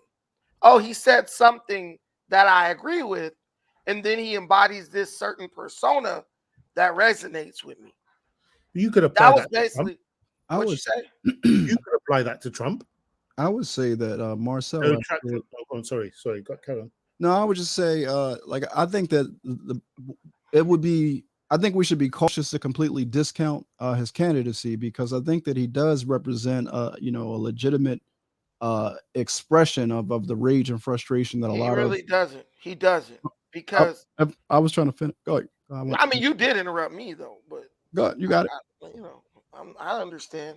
You got the Nigerian name. I know on this channel that carries a lot of weight. But No, he didn't. He doesn't represent black people at all. What Marcel represents is degeneracy and liberalism. And he represents the double-minded ignorance of African Americans. Because Marcel is a Republican who's trying to run as a Democrat. His ideology, his mindset, his whole way of breaking things down don't even identify with the Democratic Party in its current trajectory. So what that was telling you was Marcel was a loss from the get-go. How was Marcel Dixon going to actually institute any of the thing? Well, the one thing that he was talking about. The Democrats have unequivocally, they've made it crystal clear that they don't support reparations. During the presidential campaign, all of the top Democrats were like, I don't support reparations for the descendants of slaves. I'm not going to do anything specifically for black people. So what this guy was going to do is come in as a junior representative and somehow totally shift the trajectory of the Democratic Party. Was never going to happen. He wasn't even going to get out of South Carolina because he would have to go and do another race for that seat versus somebody else. The guy had no policies. So what it was black people doing what we do best, throwing our money or our eggs all in a basket of someone we knew couldn't win. That's all this was about. And when Marcel lost with 2% of the vote, it became about, oh, well, at least he tried. At least he tried to do it.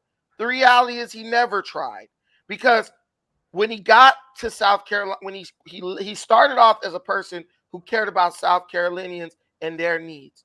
He totally abandoned the issues that South Carolinians cared about. I brought up on my show yesterday, there's a big problem with those people having access to broadband internet out there. Name one time you heard Marcel Dixon bring that up. The guy ran an internet campaign in a state where most people don't even have reliable access to the internet. Dynas, tell me what sense that made. And that was, does that make sense to you, Dynas? No, but hold on. Somebody brought up a great point that I'm gonna pass it back to Omar Wallet, but that doesn't make no sense. You brought up putting all, but Brandon, this you gotta understand. South Carolina, that is like FBA, ADOS, Freedmen by lineage. That's the headquarters. But Dynas, all the politicians in South Carolina are Republicans. That's what you don't understand. That's what people don't get. There are no Democrats there. Every single politician is Republican, except Joe Clyburn. Only one.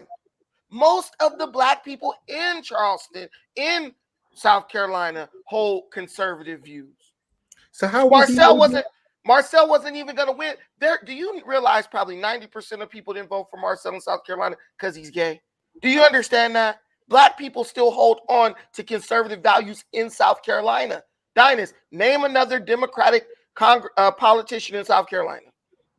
Clyburn. So how was Clyburn? Hold on one second. Let Omar Wally finish his yeah, no.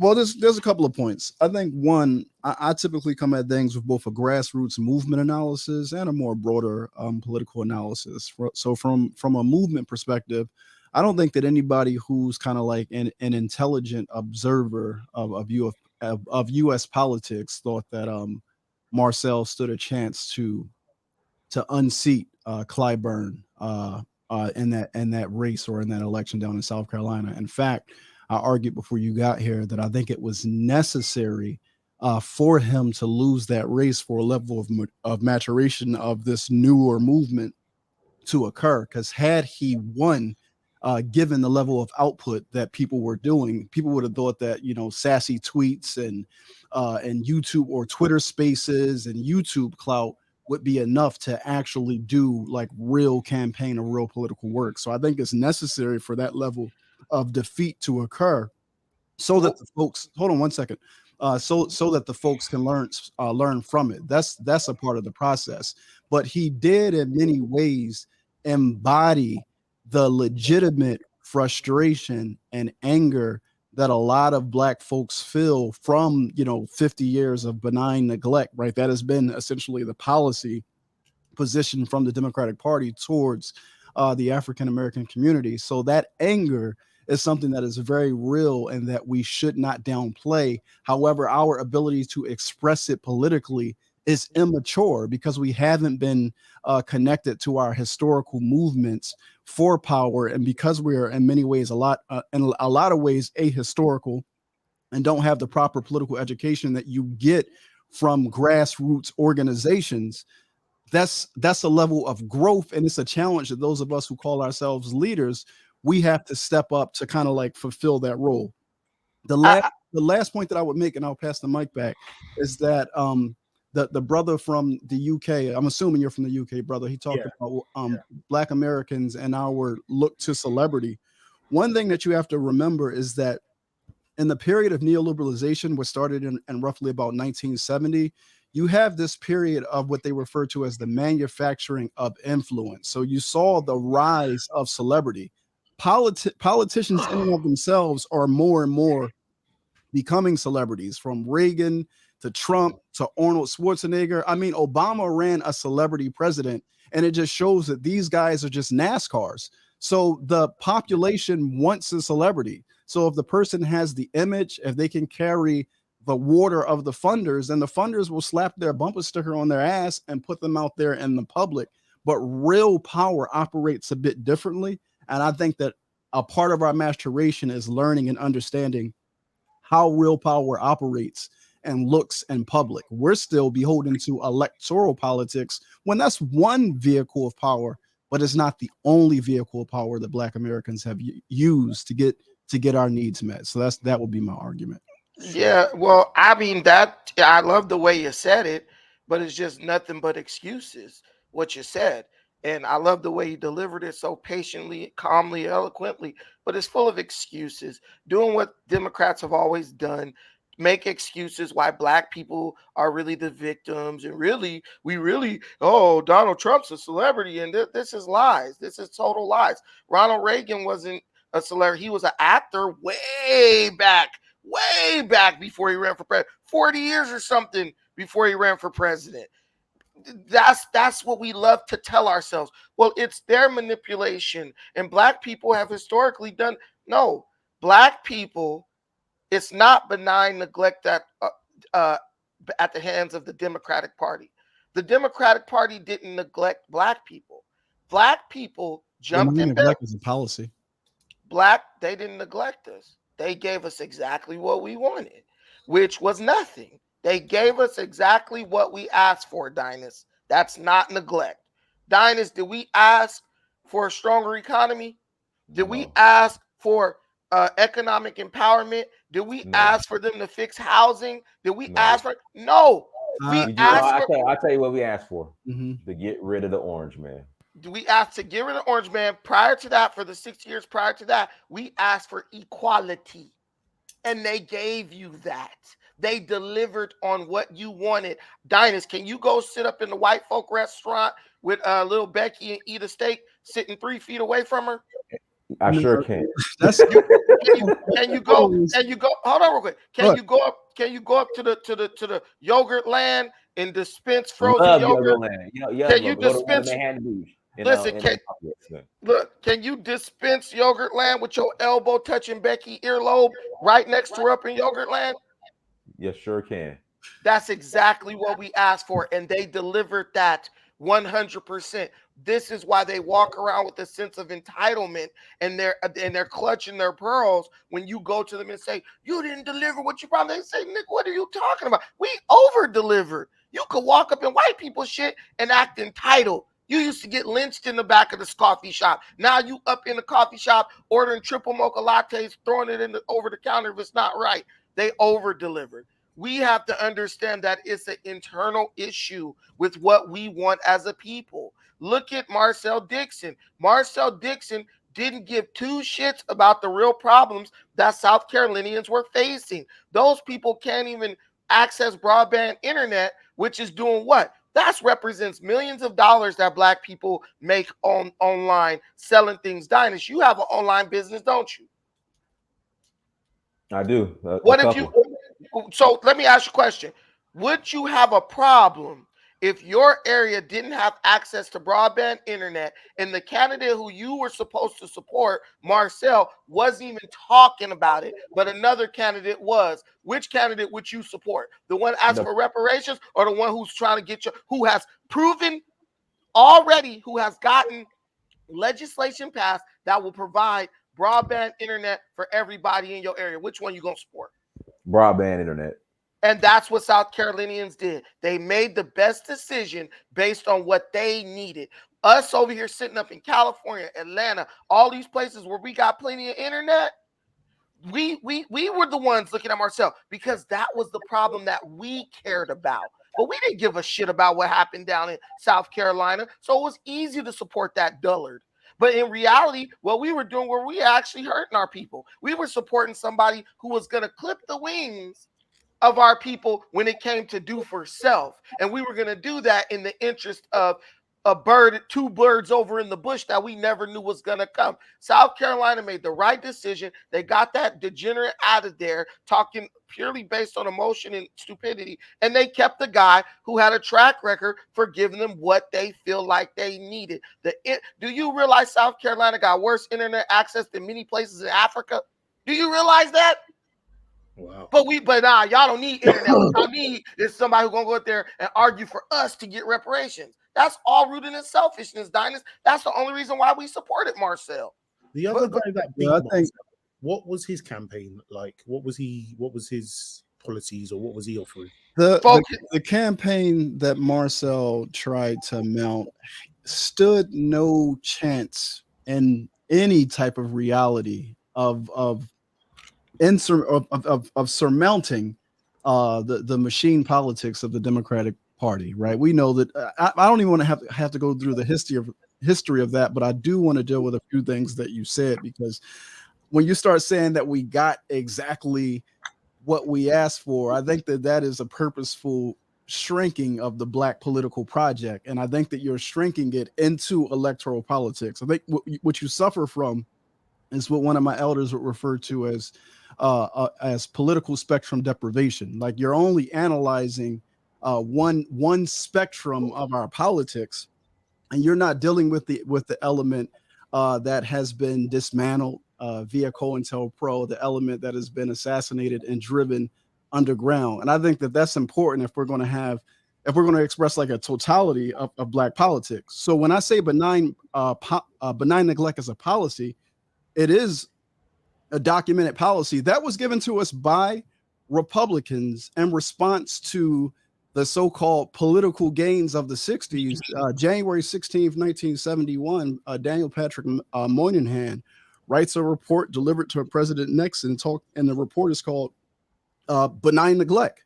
They lay out the strategy that would be pursued by all administrations since 1969 up until the current period in terms of how they deal with Black people. So because we have the illusion of inclusion, the way that they've dealt with us is through representation politics. Our progress is measured by the movement of individuals and the positions that they get within the political machinery, but that's not indicative of the progress for us as a collective. And I think also what happens is they dictate the terms on which our political discussions can occur. They can't occur in the streets. They have to occur at the polls. That's the only way that we can express our discontent and our anger, because to do so in any other means risks Black people once again considering other options that are very disruptive to the status quo. So that level of politic and engagement is something that has been stripped away from us. And I would argue that those of us who are in or were in that vein have always demanded housing, adequate healthcare, adequate food, land, all of the above. And I think from a movement perspective, reparations has always been a part of that.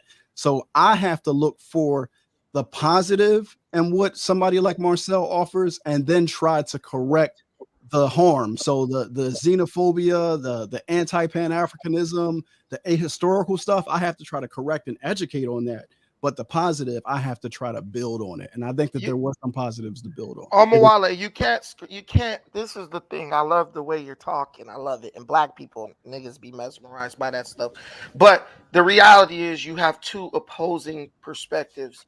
You're double-minded. You're a two-way walking Negro.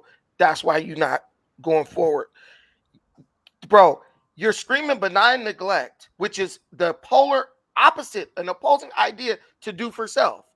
What you're saying is, oh, they neglected us. That's why we don't have this. But you're totally you're totally not even thinking about the fact that we had all that before we decided we wanted the white man to accept us. You can't, Dynast, can I say I want to do for self, then scream benign neglect? Can I do that? No.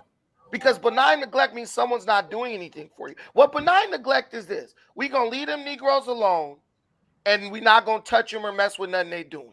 We're not going to have no influence over what they're doing. That's literally, Dynast, if you pull up the term benign neglect, that's what that means. Then you talk about COINTELPRO and all other trigger words that get black people emotional. COINTELPRO is the opposite of benign neglect. So you can't say we are suffering. Hold on. You can't say we're suffering from benign neglect, but then they use COINTELPRO against us. That's the opposite, because that means they were in there manipulating stuff, so they truly weren't neglecting us. They were actually engaging us on a certain level. Black people chose that. That's what they wanted. The Black Panthers was a failed idea. It always was going to be a failed idea. It never had a chance from the very beginning, because if you look at the history, Stokely Carmichael and SNCC had already did what they tried to do 10 years before that, and it failed miserably. And Stokely Carmichael and those students, they actually went about the right way of doing it. So that's like saying, look, one guy he took all the correct steps to get something, and he didn't get it. And then somebody else come and say, I'm going to get the same thing he wanted through posturing and displays of force. No, that's why Stokely Carmichael is alive and those dudes are dead, because Stokely Carmichael went through it legitimately. He got the delegates. He did everything he was supposed to do. If you ever read the book Black Power, I don't think you ever read it. You should read that book by Kwame Ture. It explains in detail. That's why Stokely Carmichael never joined the Panthers, because he said we had already tried this. It was a lost cause. But they didn't listen because they were militant integrationists, and they got what they deserved for trying to do that. Now, we going into the future, oh, it's this, and we're neglecting that. No, black people just had a bunch of failed ideas that were doomed from the start. And then when that didn't work, we started hanging our coat on the Democratic hook and saying we voting blue no matter who. And guess what? That doesn't work. The only thing that works is this: selling your vote to the highest bidder. That's it. We didn't do that. And so when you say, oh, you're just only looking at things from a certain type of politics, dude, I'm looking at things from a lot of different perspectives. But what I'm telling FBA is this: if you are a foundational Black American, you built this country, then you have to take responsibility for the country you built. And the way you built this country is in a way to where the only way you get things done is by coming to the table and negotiating with the people who are willing to fight for your best interest. If you don't want to do that, you will continue to not make progress. You want to stick your head in the sand, you will continue to not make progress. You want to vote for the bad bitch over the logical choice, you're going to not make any progress. And that's what we're doing. And entertainers are not who are put in front of us. Entertainers are who we choose to allow to represent us. Why you think we still talk about Tupac? He's been dead for 25 years. Because that's who Black people look to for direction. And that's why politicians go to them and have discussions with them and all that different type of stuff. And that's it. Let me ask you a question, Brandon. Can I reply? Alvin. Yeah, hold on. Let Omawale reply to Snapshot. You can ask the question. Yeah, because the brother, you put a lot on the table, so it's impossible for me to reply to it all, because I don't necessarily want to chase you through the woods. But I want to ask a question first. Is counterinsurgency a thing? Yes. is it something that within the freedom movement in the United States we have experienced? No. Okay, so I thank you for answering the question. Right, so that's your response is factually incorrect. Counterinsurgency, COINTELPRO is a counterinsurgency movement. So when you talk about benign neglect and COINTELPRO, these two things are complementary. They are not mutually exclusive. They benefit one another. People often develop complementing strategies in pursuit of war. So when you look at the Black freedom struggle historically, yes, there are periods of evolution and periods of maturation. LaRon Bennett Jr. has a great essay in his book, The Challenge of Blackness, where he talks about the maturation from the lunch counter sit-ins, like to the riots, and how that occurs and the types of education that occurs within the process. But when I talk about the deprivation of the spectrum of the Black freedom struggle, what's important for us to understand is that the electoral politic component, the way that benign neglect, which is a policy, the way that it operates is pretty much through allowing a few of us to be a part of the political machinery of one of the parties. That's where you get representation politics, better known as the illusion of inclusion. Now, from a self-determination perspective, what I'm trying to provide here is a more broad assessment or observation of our freedom movement, and that's both ends, from extreme assimilation to integration to the end that I'm on, which is more revolutionary Pan-African nationalism.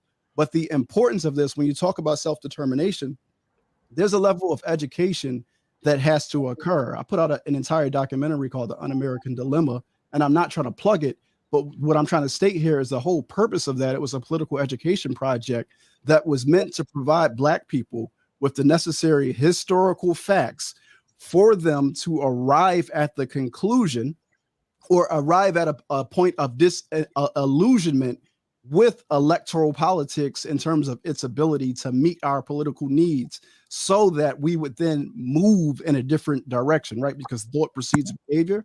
So if we behave different politically and we start to reach for different political strategies that go beyond electoral politics, and a part of that is do for self, but it's much more than that. I wouldn't argue for the seat at the table politics that you're talking about, because seat at the table and self-determination, I don't know if they are necessarily congruent. So I'm just saying the conversation is much more broader and nuanced than I think what you're giving it credit. Hey, let me say this one thing. Can I respond? I just need like 30 seconds. Man, Brandon, you already know. No, 30 seconds. 30 seconds. Will turn to 2 minutes. No, it's 30 seconds. All right, 30 seconds. I'm gonna let Snapshot answer the question. Go ahead. Okay, guys, we have to look at the definitions of words. Insurgency was never used. Counterinsurgency was never used against us because we never leveled an insurgency. If you look at the word insurgent, that is a person. That is a person who is trying to make a revolution, right? Right or wrong, Omoale? I'm allowing you to speak. Okay, well, that's a person who's trying to have a revolution. Yeah. If you look at what revolution is the overthrow of the government. The Black Panther Party was never trying to overthrow the United States government. They were trying to be a political party within the United States government. Trust me, I know this. One of my greatest teachers is a Black Panther, and literally, if you ask a Black Panther, were you guys trying to overthrow the government? They will tell you no. They were trying to become a political party within the U.S. government structure. That's why they were called the Black Panther Party. Just so we're clear, I literally never mentioned the Black Panthers, but if that's your goat that you want to use in terms to beat on, the Black Revolution existed of much more, like the Black Panthers in many ways are what some would refer to as militant integrationists. There are Black Liberation Army, there are there's RAM, there's underground, there's different segments and formations. I never even said, I said spectrum from assimilation to full revolution. You are using the Black Panthers. I don't know why. I'm using the party that our people are most familiar with. That's it. So I'm using it as an example. They were never a revolutionary. Example that worked for your argument. Yes, and this is what I want to, and I'm about to go to you now. You're saying, oh, I'm a Pan-African. Pan-Africanism was do for self. That's what Marcus Garvey taught us. do for self. So someone who is a Pan-Africanist can never try to make an argument based on benign neglect on behalf of the U.S. government, because a true wait a minute. Go ahead. Because a true Pan-Africanist would never even expect the government to do nothing for. Dynast, you a Pan-Africanist, right? Correct. Do you expect the government to do something for you? No. Okay, what did Marcus Garvey tell us? Hey, the government supposed to do something for you. Is that what he told us? No. He said do for self, right or wrong. Right. Do for self. So you can't, that's what I'm saying. And that makes my point. And I'm not saying it proves it, but that ends my point. We can't argue these certain, we're trying to freaking have it both ways. My grandma used to tell me, you can't have it both ways, Brandon. You can't say, you neglected us, and then be screaming, do for self on the other side. It don't work like that. You're either going to choose one or the other one and move on that one. So if we want to be the benign neglect Negroes, we'll go ahead and admit that so we can separate away from you, because that's where you're going to stay stuck, because that literally means that you're in a victim mindset. You have a dependent mindset. You want someone to come in and take her. Pan-African is going to do it on our own. That we gonna get it out the mud. 30 seconds as well, and I'll be done. And then we gotta let Snapshot review. Yeah, because we're being rude to our brothers. Go ahead.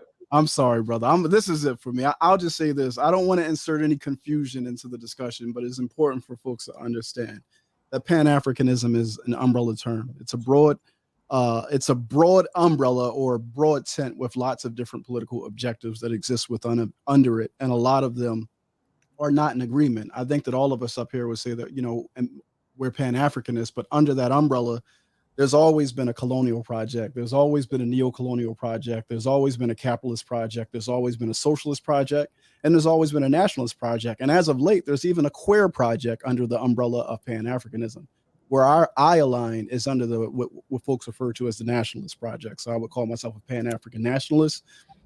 There are other projects under there that I don't necessarily agree with, but to say Pan-Africanism as if it's an ideology and not an objective, I think it creates unnecessary confusion. That's it.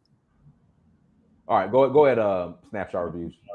I've actually forgotten my original question because that took so long. But let me just ask you guys, from what I've heard about the contract with Black America that Ice Cube put together, it seemed like there were some people that were agreed with it. Is there a mechanism that exists where the Black electorate in America could sort of rally behind that and offer that to the highest bidder? If a political party was willing to follow through on some of those policies, is there a mechanism for that to happen? Snapshot. The reality is, Black people didn't want to rally behind it. The vast majority don't want to rally behind it. So it's just that question. It's wishful thinking. It'll be nice, but Black people didn't want to. Well, I can't see how you're going to get your issues solved through politics then. And that's what me and Brandon are saying. It's do for self. It's a lost ship. All right, thanks for having me on, Dynast. I've got to shoot now. Hey, man, go back across the pond, dude, over here trying to comment on African American politics. Man. I'm interested in what's going on with Black people everywhere, man. So don't worry about that. He's like, y'all interested. I'll be on your channel later. What you doing? You doing reconnaissance for the takeover, huh? This is what you doing? You like, let me get in there. You have to come over there and show you how it's done. All right. Yeah. Take care. All right. But like I said, Snapshot. It's a lost cause. I mean, it's a lost cause. But Keisha, your boy Brandon, Keisha's on. Go ahead, Keisha. Unmute yourself. Oh God. Yeah, your boy Keisha's on, Brandon. It looks really bad when the brother Omar Wale, who's Nigerian, actually has more empathy or understanding for Black Americans than somebody like Brandon. Brandon, this is what I don't like about you. You spew a lot of hatred towards your people without including context. So like that brother was saying, there are different factors of groups who went against the government. It wasn't just the Black Panthers that people know about. It's Black Liberation Army. It's the Black Guerrilla family. It's different factors of groups that went against the government. And hold on, the gang, the prison gang, Black Guerrilla family. Yeah, the prison gang, Black Guerrilla family. Yeah. George Jackson, blood in my eye. George Jackson. So was that not him going against the government? Even though he was grossly outnumbered and he knew he couldn't win, but he still did it. Was They that didn't not go him? against the. They didn't go against the government. They went Right. against the black community, didn't they? Who? And other prison gangs. Am I right? Well, they were gangs that were politicized behind the walls, and George Jackson became a field marshal for the Black Panther Party. But he and another gentleman by the name of James Carr, he wrote his autobiography is called Bad, talks about their disillusionment with the Black Panther Party because they were militant posturing or revolutionary posturing. So they even moved further. Just to correct it, Brother Castro, I'm not Nigerian. The name Omowale is the name that was given to Malcolm X. I'm from Philly. My family is from Savannah in Alabama. I'm not Nigerian, brother. Okay, my bad, brother. It's all love. As many times he's been on Dinah's channel, you ain't realized that yet? No, I've never. This is the first time. FBA don't never pay attention. Y'all never. This is pay the first attention. time he interacting with him, though. Man, all right. Like Hey, I've never listen, talked to him. The Black Panther Party never fought against the government. Neither did the Black Guerrilla family. They fought against local law enforcement. If you really go talk to some Black Panthers, man. Bro, the Black Panthers that are still here, those are ineffective Negroes. The ones who were effective, they dead when they in jail. If you go to Black Panther breakfast, they have it in LA all the time. Bobby Rush gonna be there, huh? Listen, no, there's people who was, man, there's one guy who was a part of the Sacramento 5 who was on death row for killing a cop, bro. Like, these guys, there's real Black Panther. You could go talk to Jomo over there by Leimert Park. He was with the business and can't nobody speak no smut on his rap. Nobody that was a part of none of those revolutionary movements. So he ain't with the business no more. The Man, revolution he's old. just died. He's old. It fell off. He's old, bro. And what they're gonna mean nothing. Appreciate you, brother Dinas. What they're gonna tell you, bro, ultimately, if they when they talk to you honestly, they're just gonna tell you, look, we did a lot of things wrong, right? We could have got a lot of progress made, but we just had a lot of egotism, a lot of dudes who just didn't want to acknowledge authority, people who wanted to take over and just run things, but didn't want to do nothing progressive. You know, I remember sitting down hearing stories about even dudes like Huey P coming in, doing certain stuff where, you know, people were scared of him. You know, that's ultimately what it was, coercion. There was you walking around with 5 dudes who built like offensive linemen in the NFL, and everybody's scared to object to anything you say because they don't get beat up because they didn't watch that happen to somebody else in a previous meeting. You see what I'm saying? Stuff like that, bro. Like, if you really get down and talk to some of these Panthers, they died. They fell through because of internal ignorance and like degenerate activity, man. Like, it had nothing to do with the Black Panthers. I talked to the guy. I talked to the guy who did the Black Panther comic book, you know, with the pigs and all that stuff. That guy was talking to me about, he thought he was gonna get killed by the Panthers, his own guys, because first when he presented the coloring book to them, they loved the idea. They was like, this is excellent. And they was like, we're going to distribute this around and stuff. He said, but as the FBI began to pressure Huey and all them dudes, the dude was like, he was like, all of a sudden, they tried to say, oh, that wasn't us who did that. Oh, the CIA and the FBI made up that coloring book, and they tried to distribute that around and say we did it to teach kids how to kill cops and stuff like that. And he said, literally, they called them to a house that was out in Oakland on the outskirts. He said they made him sit in a room for 8 hours.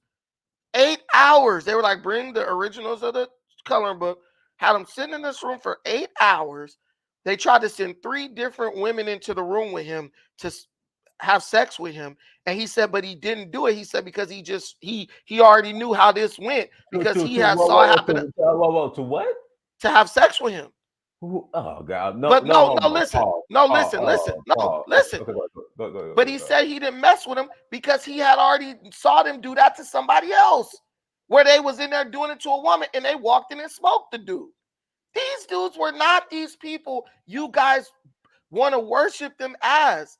They were doing some really underhanded stuff to their own people, bro. Go talk to Brandon. Go talk to Oh my God! Wait a minute. You don't want the reality, but I'm telling you the reality of this. Go talk to a Panther they will tell you Huey used to get dudes beat up to a bloody pulp if they disagreed with him, to the point there was like a board, like there were like dudes who were like older dudes who were kind of like trying to do a board to govern like the Panthers and what was going on and what they was going to do. All those dudes got intimidated by Huey. But listen, Brandon, you're not taking it. It wasn't pure context that I live in Chicago. It wasn't pure like you want to make it seem. I live in Chicago. Fred Hampton and Mark Clark was killed out here in Chicago. So what you saying and what I'm saying is two different things. The ones that you talking to right now, they were ineffective, bro. Kasha Sulu, how was Fred Hampton killed? He was murdered by the cops. How? In his sleep. What do you mean how? How? Who? What happened? He was betrayed by William O'Neill. Okay. Yeah. Yeah, he was betrayed by his own. We love to try to make it like okay, shitty cuz. You can bring that to modern day. Shitty cuz killed Nipsey Hussle, bro. Like Malcolm X said it best. They will get one of us to kill us just to say it was us. But Kasha, but that's totally irrelevant, bro. How's that irrelevant? How's that irrelevant? Because you get one rat and you're gonna say, "Oh, this is our mindset." Like shitty cuz. How many FBA would have killed shitty cuz? You niggas said FBA killed him. Dude was Belizean. He was fucking Belizean. Prove it. Hold on. Prove it. Dynast. Get Andrew. His information's on the internet, bro. I ain't gotta prove nothing to you. Dynast. Get his information's on the internet. Can you put Andrew's comment up? Hold on. Where does Andrew Ngumu?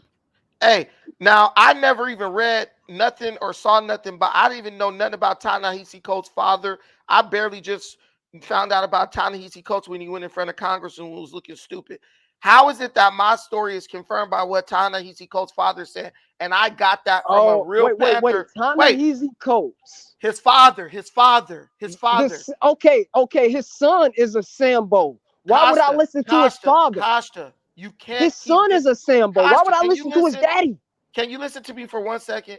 You can't just keep living life dismissing everything you don't like. Nobody, I don't live life like that, Brandon. I don't live life like that. Y'all live life like that.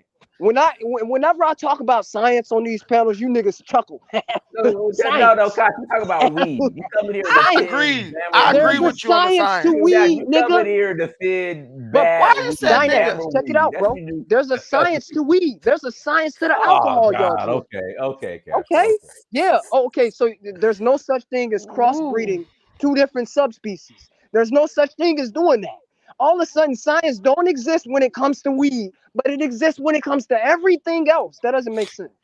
Okay, gosh, I got one question. Please tell me how the Black community has benefited from weed. Please tell me how the Black community has not benefited from weed. Okay, my point. Two Nigel, exactly. You were waiting first. Two Nigel, go ahead, Two Nigel.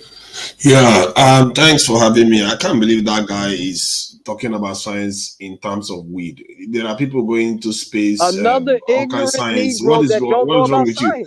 Talk about other things in science, not only about weed. But no, I talk about other things in science all the time. Hold on, tonight you talked about going to outer space, but see, if you hit the weed, it'll take you to outer space. That's science. Okay. I'm the same guy that said on. Listen, all you gotta do is freak the black and hit the J. You'll go to outer space. All right, let's keep the jokes out of it. Let's stay serious here. I'm the same guy that sat on one of these. I think it was yours or Brandon's panel. And I tell everybody in the audience, humans are animals. I'm the only one who be pushing science. And we need to talk about STEM with our kids. You niggas don't talk about science. It's like y'all ignorant to the core principles of science. Because whenever I bring it up, y'all science. Yeah, weed is a science. Weed is a science. You're not talking about it in an elevated way. That is the problem. You are just talking about it like we are babies. We should be talking about weed and we should be talking about human beings and animals. We should be talking about things that is going to actually empower the community. Yeah. Weed's going to harm the community. Yeah, actually. That's not what you should be focusing on. Hey, I'll tell you how. Bioengineering, you should be talking about that. You should be talking about this in quantum physics. You should be talking about theoretical physics. You don't even know what you're talking about. Hey, I don't. Okay, because it's foreign language to you. You would rather be talking about this in weeds. This kind of stuff that you make our community look bad because It's like when our billionaires go All and right, they want but I'm to listening invest in now. Tell speakers, me about they want to quantum invest in physics. headphones. As if that's the only technology in the world. When other people are creating ballistic missiles, hypersonic missiles, you're talking about this in weed. All right. Hey, Tonight, can you tell me about quantum physics? I'm listening. Hold on. We're gonna pass it to Larry. Tonight, listen. There's some shit that if you smoke, you will turn into a fucking ballistic missile. You hit you. Everything becomes a joke. You can't be treating people as you can't treat people as a joke, and you are accusing people of talking as if they are treating people as a joke. See, hold on. My own point, the question I came here to ask was, what is it the community in America wants? What, because there doesn't seem to be a coherent stuff that they really want. Because if they have that, if they discuss among themselves and say, you know what, this is what we want to want. Tonight, you come on here and ask the same question. Is the get rid of the orange man. It is done. So it's over. It's over. What? They don't have any demand. They don't have anything. No, tonight you ask the same question every time you come on here tonight. But that needs to stop. But what you guys should create it then, because what is good for the community. You can't just say they don't have any demand. Yeah, and this is my disconnect. It has to be something that is good for the community. I understand that Trump was probably the best bet over Biden, but here's the thing. Satan or Lucifer, no matter who we pick, we still gonna catch hell. So you niggas trying to put y'all eggs in the basket of the Republicans, y'all won't catch the same hell as the niggas trying to put their eggs in the bag of the Democrats. Okay. Okay. Ellery, go. Can I ask one question? Gosh, I'm asking one question, and then I'm gonna pass it to Larry.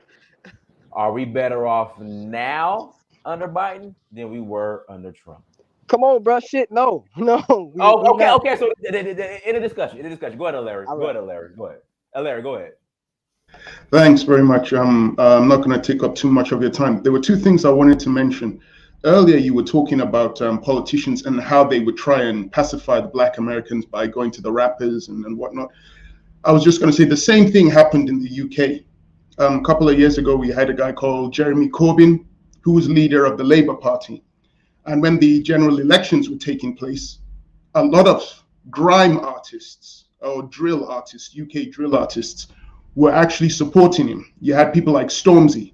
Stormzy was doing a concert in Glastonbury, and there was a famous chant that would always be used for Jeremy Corbyn. Oh, Jeremy Corbyn. And halfway through his set, Stormzy stopped and he started singing on stage, oh, Jeremy Corbyn, and the audience started singing with him. And there's footage of Jeremy Corbyn praising Stormzy. So the same thing happened in the UK. The politicians wooed the UK drill artists, and there were a lot of them who actually stepped up to support Jeremy Corbyn. So it happens in the UK as well.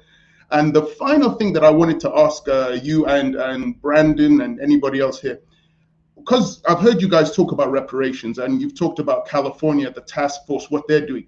Have you guys heard about what's happening in Evanston, the state of Illinois? What's been going on there? Didn't they give reparations? Lord, that is a big bag of shit, bro. That's nothing.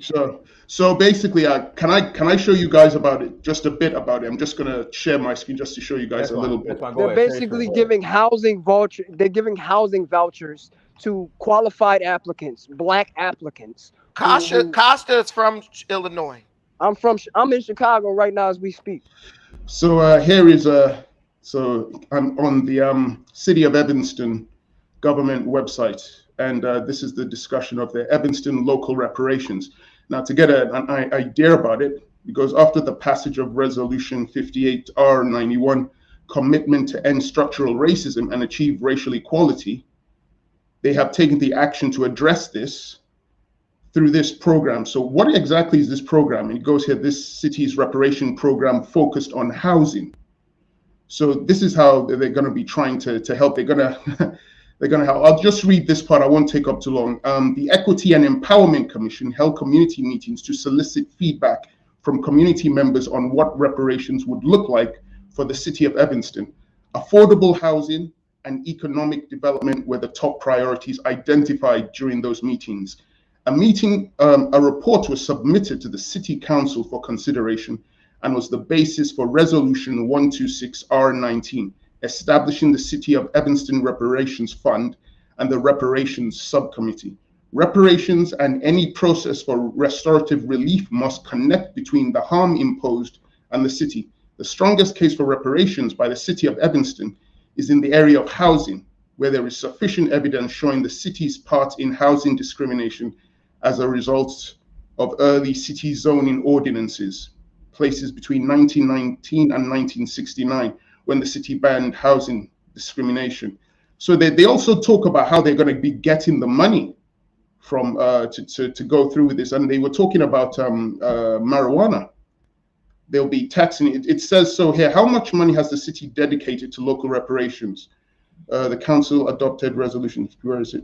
Yeah, the resolution committee, the first $10 million of the city's municipal cannabis retailers' occupation tax, 3% on gross sales of cannabis, to fund local reparations for housing and economic development programs for Black Evanston residents. So that's how they're going to be going. They're claiming they're going to be going about trying to get this money for the reparations to help in Evanston, Illinois.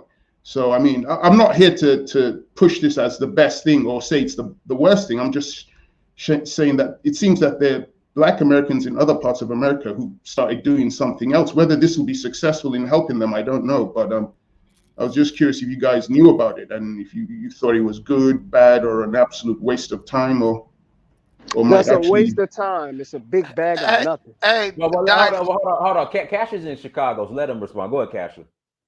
Yeah, that's a big bag of nothing.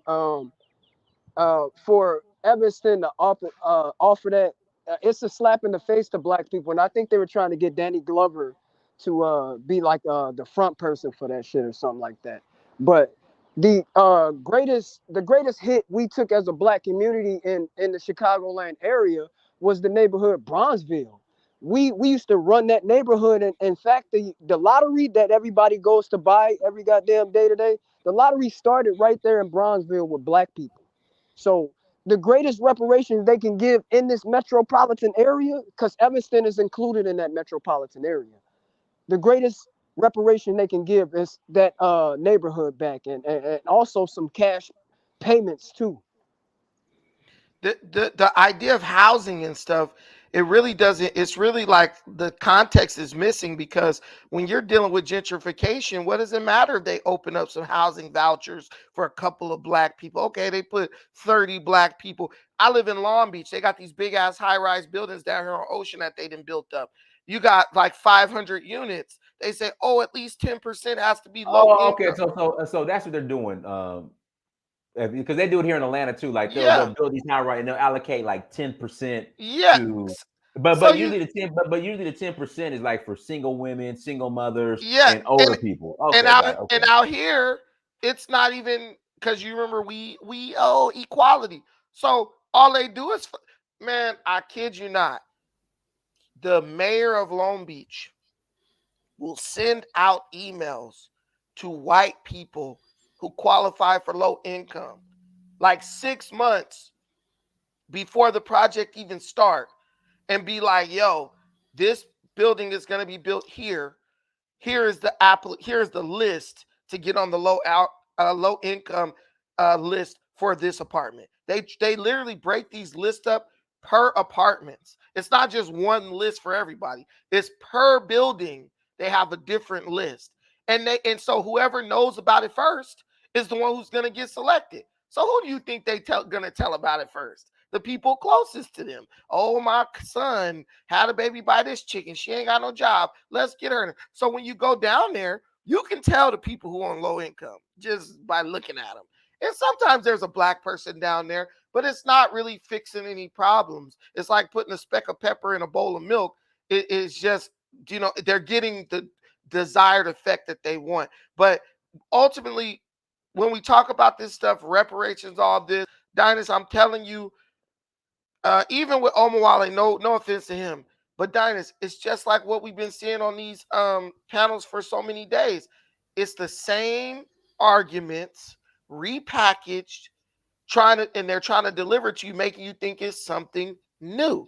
But it's not. Brandon, but what is troubling me is that you seem to be saying that the community doesn't have any ambition, they don't have anything that they want for themselves. They just discovered, they just discovered $12 trillion worth of gold in Uganda. Some of you are from there. Hold on. Some of you are from that region. Nobody is talking and saying, you know what? Maybe we should be looking to do something about it. Why not? Tunaja, why can't you listen to us? They don't give a damn they about that. How can you be doing the worst in the country at the same time you don't care about anything? That is impossible. Listen, Tunaja, let me tell you one thing. Would you believe me if I told you that there are black men in America who desire to do nothing more than go to work, come home, have a drink, eat some chicken wings, go to bed, and do it again the next day? Would you believe that? And Tunaja, on the weekend, It's men everywhere like that, not just America, bro. We just talk about us right now. I don't understand why you are saying that. So why would he believe you if you see that in Nigeria? A community that is doing so, that has so many issues, don't have any demands. Because what Tunaja doesn't understand is Tunaja, that they don't mindset, care, bro. That mindset. Listen, this is Tunaja's problem. Tunaja can't believe that a group of people who are constantly complaining about how bad they got it in America could be totally content with sitting up, not fighting to make real progress. And that's why I tell Tunaja, he doesn't understand the black American. Then the mindset needs to change, because that mindset is killing. It's a killer. No shit. Tunaja, no shit. What you think we're talking about? Why do you think we're on here every day? Why do you think we're on here every day? Fair point. See, but because it looks like you guys are just like throwing your hands up and saying nothing. There's nothing to be done. Let's leave it like that. That's the impression I get, because some of you are from that country. They just discovered this in $12 trillion worth of diamond, and yet who is going to go and take most of all this stuff? They are not any of you guys. I don't understand how nobody is strategizing at all within the community, and you guys have serious proximity to power. You are in one of the most powerful country in the world, not even one of the most powerful country. Tunaja, I made a post in my community tab yesterday where a white guy was like, "Oh, look, the poors are at it again." It was these black dudes in a barbershop. One of the dudes didn't want to pay for his haircut. He got a nice haircut, but then said he wasn't paying for it because the dude didn't give him what he asked for. The dude said, "Yeah, I did. I cut what you asked for." He said, "No, you didn't." The dude said, "What do you want?" The dude said he wanted a low fade or something. The guy said, "I could still make it a low fade right now because he had a lot of hair left on his head. He tapered the edges and stuff, but you could still turn that into a nice low fade." The guy was like, "Nah." Basically, the guy just didn't want to pay for the haircut. So everybody stood up and they were like trying to stop the guy from leaving the barbershop. But ultimately, here you can't really do nothing to nobody if they decide to walk out without paying. When the dude forced his way past everybody, he gets to the door and say, "Yeah, I took that," basically saying, "Yeah, I just didn't want to pay for the haircut. Screw you guys," and all this stuff. So a white guy commented on the bottom and said, "The poors are at it again," jokingly, right? Which meant, look, this is how poor people act, right? He didn't say blacks, whatever. He just said the poors are at it again. A black man commented on that post up under that white dude. "Stay out of black folks' business." Why do you think they have that mindset, Tunaja? Because they know that they don't want shit. They know that they're not trying to build nothing. So their response to you calling out the hypocrisy in their statements is, "Hey, stay out of black folks' business." That's like somebody being a crap. But there are people that know better, though. So Brandon, you can't judge people by their list. There are people that know better than that. You can't judge people by the least intelligent or least creative ones. No, you judge people by the best. Brandon, I got a question. Hold on, guys. We got somebody else on the panel. African Community League. Go ahead. Unmute yourself. African Community League. Unmute yourself. Going once, going twice. Okay, go ahead. Hello. Yeah, yes, hello? go ahead. Yes, go ahead. Yeah, brother, can you hear me right now? We hear you. Go ahead. Yeah, I want to talk to Brother Brandon and you, Prince Dennis and Omowale. I do love his show, and I was born in Africa, West Africa, and especially in Cameroon. So I love his show for real. I was inspired by Ifa Tunde, Brother Umar Johnson, as you guys call him. Yeah, I just want to say to Brother Pan-Africanism Strike Back and Brother Omowale, we need new leaders because right now I'm in Dallas over here in America, in Texas. We need new leaders you can send back to that continent as Marcus Garvey did for us to take back that land. That's what we need to fight for right now, because we got problems in such a way that the only way we can survive is for us to get those coons out from that continent and get back our land as easy as possible. I've been with so many channels with two Niger. Yeah, I understand what two Niger is saying. He's a Pan-Africanist just like myself. But I just want to let you guys to understand, when I saw Pan-Africanism strike back and Brother Omowale, they were trying, what they spoke was great, and you, Prince Dynasty, it was great. But we need to understand we got one simple problem. We got to take back that continent. That is where the power is. That is where the resources is. I'm now in America. I'm doing what they call AI. Yeah, I got this, what we call master degree in Cameroon over there. It's useless. It's useless. But right now I'm doing AI in America. All you need to do is to encourage some of us in this part of the world, like you diners, you always say, why is it that Africans come in America, they got passport and they don't want to go back to the continent? I'm like, you are correct for real. I'm one of those that you say, I'm one of those that you say, I'm ready to go back to the continent. All I'm just trying to say is, give us that power, that mindset you have, that wisdom in which you possess. We need it in order to move forward, because the only hope we got right now is that continent. We need to take back our resources, develop the continent, get us a military base in that continent that is going to represent Black people all over the world. Marcus Garvey said for real, as Africa goes, so goes you. Marcus Garvey said, a strong man is strong everywhere. I don't care. You know what? You know Jack Johnson. That's your ancestor. You know Jack Johnson. He fought war everywhere in this country until the white man was like, we got to take him out of this part of the world. They took him to Australia. He still beat his opponent. A strong man is strong everywhere. If you are strong everywhere. As Africa goes, so goes you. If Africa is strong, so goes all of you. That's factual. So we don't even need to argue about certain things. All we need to do is to come together. Organize, like Brother Kwame too said, you organize big, you have big done. You organize a little, you have a little done. You don't organize at all, you have nothing done. We got to organize to make sure that we come together, create some kind of power so that I myself, I can go back to the continent, fight and die enough for us to take that resources in that part of the world. Please, we don't want intellectual political aspect. We don't want economic intellectual aspect. We don't want social or religious intellectual aspect. All we want is race, our race first. My religion, I have a religion. My religion is my race. My religion is my race. My culture is my race. My ancestor is my race. My strength is my race, as Marcus Garvey put it. I will say it as Ifa Tunde, Umar Johnson said it for real. You cannot take the slavery out from the slave. Until the slave take the slavery out from himself, he will never be free. Umar Johnson helped to free me. You, Brother Brandon, you are doing a great job. And you, Prince Dynast, and Brother Omowale Africa, keep on doing. I want you to help me to send it back to that continent. I'm going back to Cameroon to take back that land for real. Thank you. No, that's a true Pan-Africanist talking. Hold on. Let Larry, Brother Larry, did you get your question answered?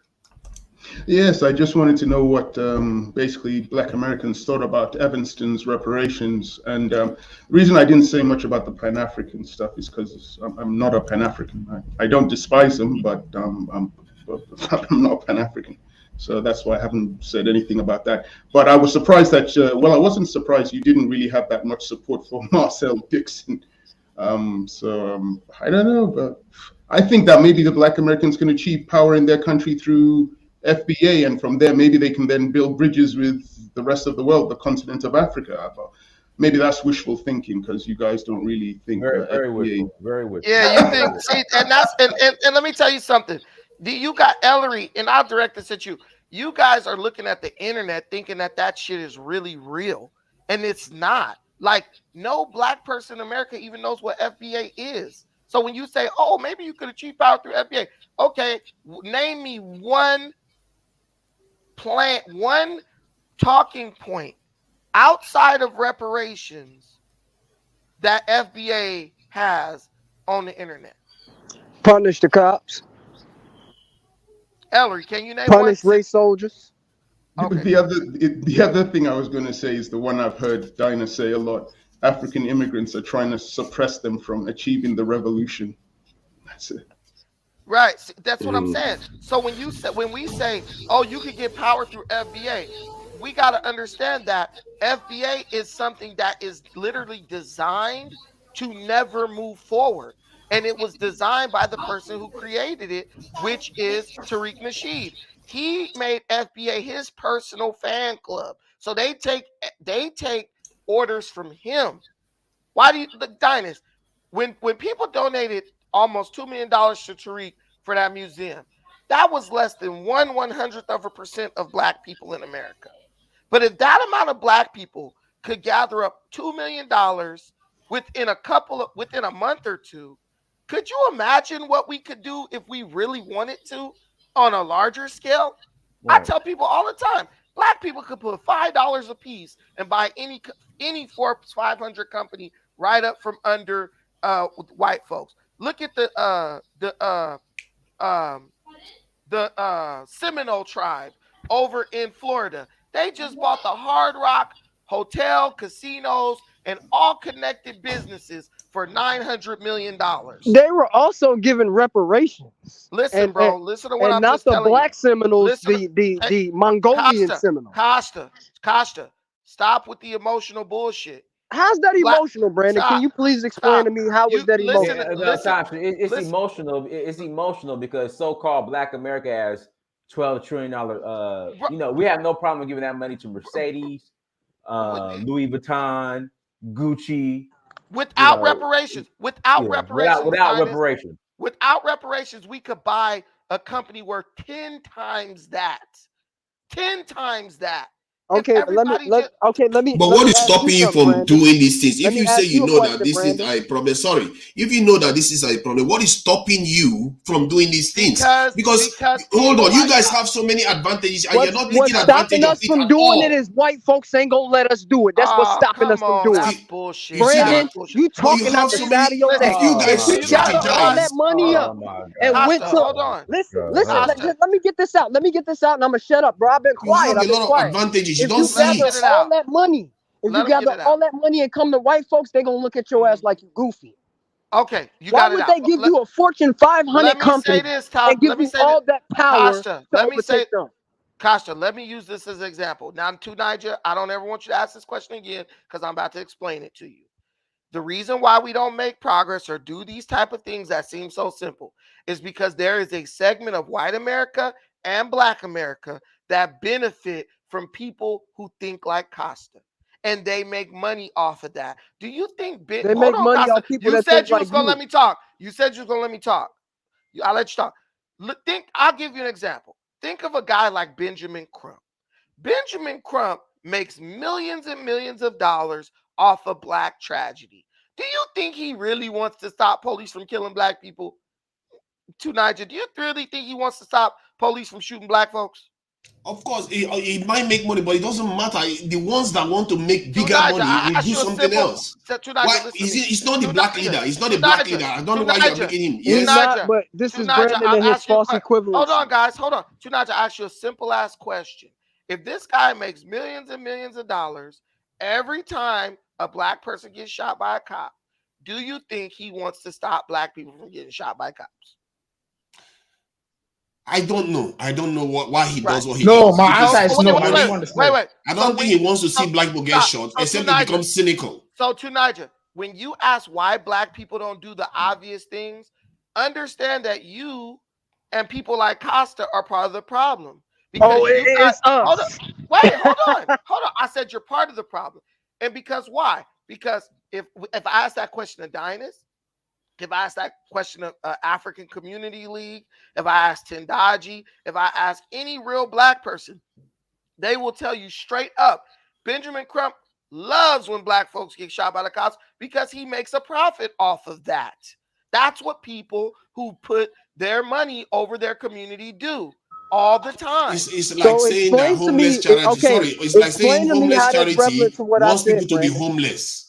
That's what you're saying. That is why you have to be careful what you're saying. Because sorry, hold on. Homeless charity does not mean they want people to be homeless. So you can't necessarily conclude that because he represents people that are getting shot, translates to him wanting people to get shot. That is a bit of an outrageous statement. If you ask I wouldn't say he wants Black people to get shot. I wouldn't say that, but he definitely benefits from it. Listen, because a real lawyer who really cared about Black people getting shot would try to take this shit to the Supreme Court and wouldn't settle for the cash payouts that they give as hush money. A real lawyer would say, look, when you do you know why Africa is a failed state right now? I can tell it to you, please. If you want, I can tell it to you. True Pan-Africanist mindset. Go ahead. You want me to explain it? Yeah, so go ahead. Yeah, okay, thank you very much. One of the issue, I understand what Tunaja is trying to say, because Nnamdi Azikiwe of Nigeria, he was the first president of Nigeria. I'm from Cameroon. Cameroon and Nigeria does not exist. If you want to go back in the historical concept, it doesn't exist. We are one people, so we know one another. He's from Nigeria, I'm from Cameroon, so we know one another. I'm not trying to back into my brother right now to Nigeria. I'm not trying to do issues like that. But what I'm trying to let you to understand is, you from America, you from diaspora, you give us a certain knowledge whereby we have to fight. We fight the white man in that continent to the core. That is why we had to kick some of them out of that part of the world. We did, but they came out with different form of mindset, what they call regime change. Regime change, the whole of that continent right now is regime change. We don't have any precedent over there. So what I'm trying to tell you is, back then when Kwame Nkrumah, Osagyefo for Kwame Nkrumah was fighting, whereby the war started to occur in that part of the world, some of the state in that continent, they got their independence. They did for real, like in Nigeria, Nnamdi Azikiwe, he was trained by Marcus Garvey. They got their independence from Nigeria, but he was afraid. Nnamdi Azikiwe is a failure and a disgrace and a sellout to our race, because he did not implement the policy of Marcus Garvey. He didn't do that, but he was a Garveyite. He was a Pan-Africanist, just like Jomo Kenyatta. Most of them, they were. Yeah. What happened is, Ojukwu, I can say this, he knows what I'm saying is true. Odumegwu Chukwuemeka Ojukwu, that's why you have the Biafra Civil War. If you look at the Biafran flag, it's red, black, and green. There's a sun in the middle of that black. That sun signifies that in Biafra land, that is where the sun rises, because the Biafra land is in east. Because sun rises in east and settle in west. That is why Ojukwu put that flag over there. When Ojukwu went to Britain in 1939, when he went over there, then Garvey was still alive. Remember, Marcus Garvey died in 1940. So through that form of education that he received, he went back to Africa in so-called Nigeria. He discovered that there was a lot of problem whereby corruption, destruction, tribalism, nepotism, egoism, all this nonsense which still go on over there. The white man is still pushing it. Then they discover oil in the Cross River State. That oil is still right up to this day. People like Sani Abacha, they had to lynch. He lynched 8 people, like Ken Sorua over there in 1998. He lynched those people over there because they were fighting to make sure they can get the oil that can benefit the Nigerian people. Nigeria is in Britain right now because that oil doesn't represent him. Britain is sucking the wealth out of that land. Just like in Cameroon, France is sucking the wealth out of that land. You cannot tell me we cannot go back in that continent and fight and die like our ancestors did. You have to die for something or you are a coward, as simple as that.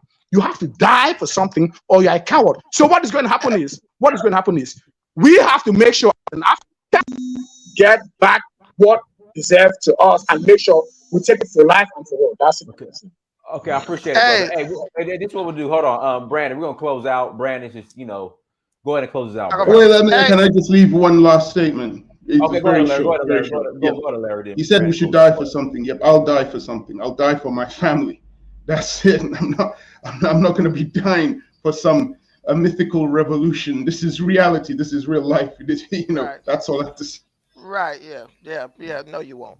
People always say, "Oh, I die for my family, bro." This going. Yeah. Well, who am I going to die for? Am I going to die for you, Brandon? Am I going to die for you? I ain't dying for you. This is gonna. Well, you don't have to. I don't expect you to. But as soon as you said you was a Pan-African, you wasn't a Pan-Africanist, I knew you wasn't gonna die for me. But the thing is, we say I'll die for my family, but it's just a lie. The black man would give his family up in a heartbeat. No, that's you, not me. No. My family. And you know how you know? Because if you wouldn't die to secure your family's future, you wouldn't die for your family. So when people listen, a war, people dying in a war is a bunch of men who are fighting for their family. A bunch of men who say, I will give my life to protect the future of my family and my future generations. So when we say that, it's like a man who does the most egregious things on earth and then uses the excuse of, I gotta feed my family. That's what you have a very simple way of explaining it. Yeah, what if your family isn't? What if your family isn't even living in Africa? I'm explaining so who you're going to be dying for them when they don't even live or work in Africa? That makes no sense. So Dynast, because it affects them everywhere. Dynast, here's the reality, real quick, and I'm gonna close out. Here's the reality: when the police go kill some black men in the street, and black people be like, "Man, we need to fight the police." Black people say, "Nah, you tripping. We need to go march and protest." Right now in America, there is absolutely nothing stopping the police from kicking in your door, coming in and doing whatever they want with your family while you sit there at gunpoint or lay on the ground dead after they're killed. There's nothing. It's literally happened before. It's happening today as we speak. If you were truly willing to die for your family, there are all these different race soldiers and stuff that exist, and I know they exist where you live too. They would be under constant threat that black men are going to rise up and go do something to them, right? We don't even spend time with our families talking about I die for my family. We don't, like, our families are dysfunctional as hell because daddy ain't never around. Even though he lived there, that's your family. There was a black man that wanted to use his own daughter for ritual sacrifice. Even though he lives in the house, he ain't never there. He walk around the house frowned up and stuff. Then the first thing he says, I die for my family. It's just a damn lie. Because basically, when you see how a person interacts with their larger black family, you can tell how they treat their own family at home. People don't change. People don't just change when they get off the internet and go home. Dynast, look at me. Do you see me interacting with my wife and stuff like that? Even on YouTube, sometimes you see our interaction and stuff like that. You don't never see none of these dudes interacting with their family, but then they say, I'll die for my family. They're just like, people are supposed to bring their family online. I see your kids, Costa. I see your, Come on, B. I Come see on, your bro. You badass know you kids. see me interacting with my family. Hold on, but y'all, let me get out of here, y'all. Thank you for joining me. Costa kids be crying all on the video. Until next time, all right, peace. Peace.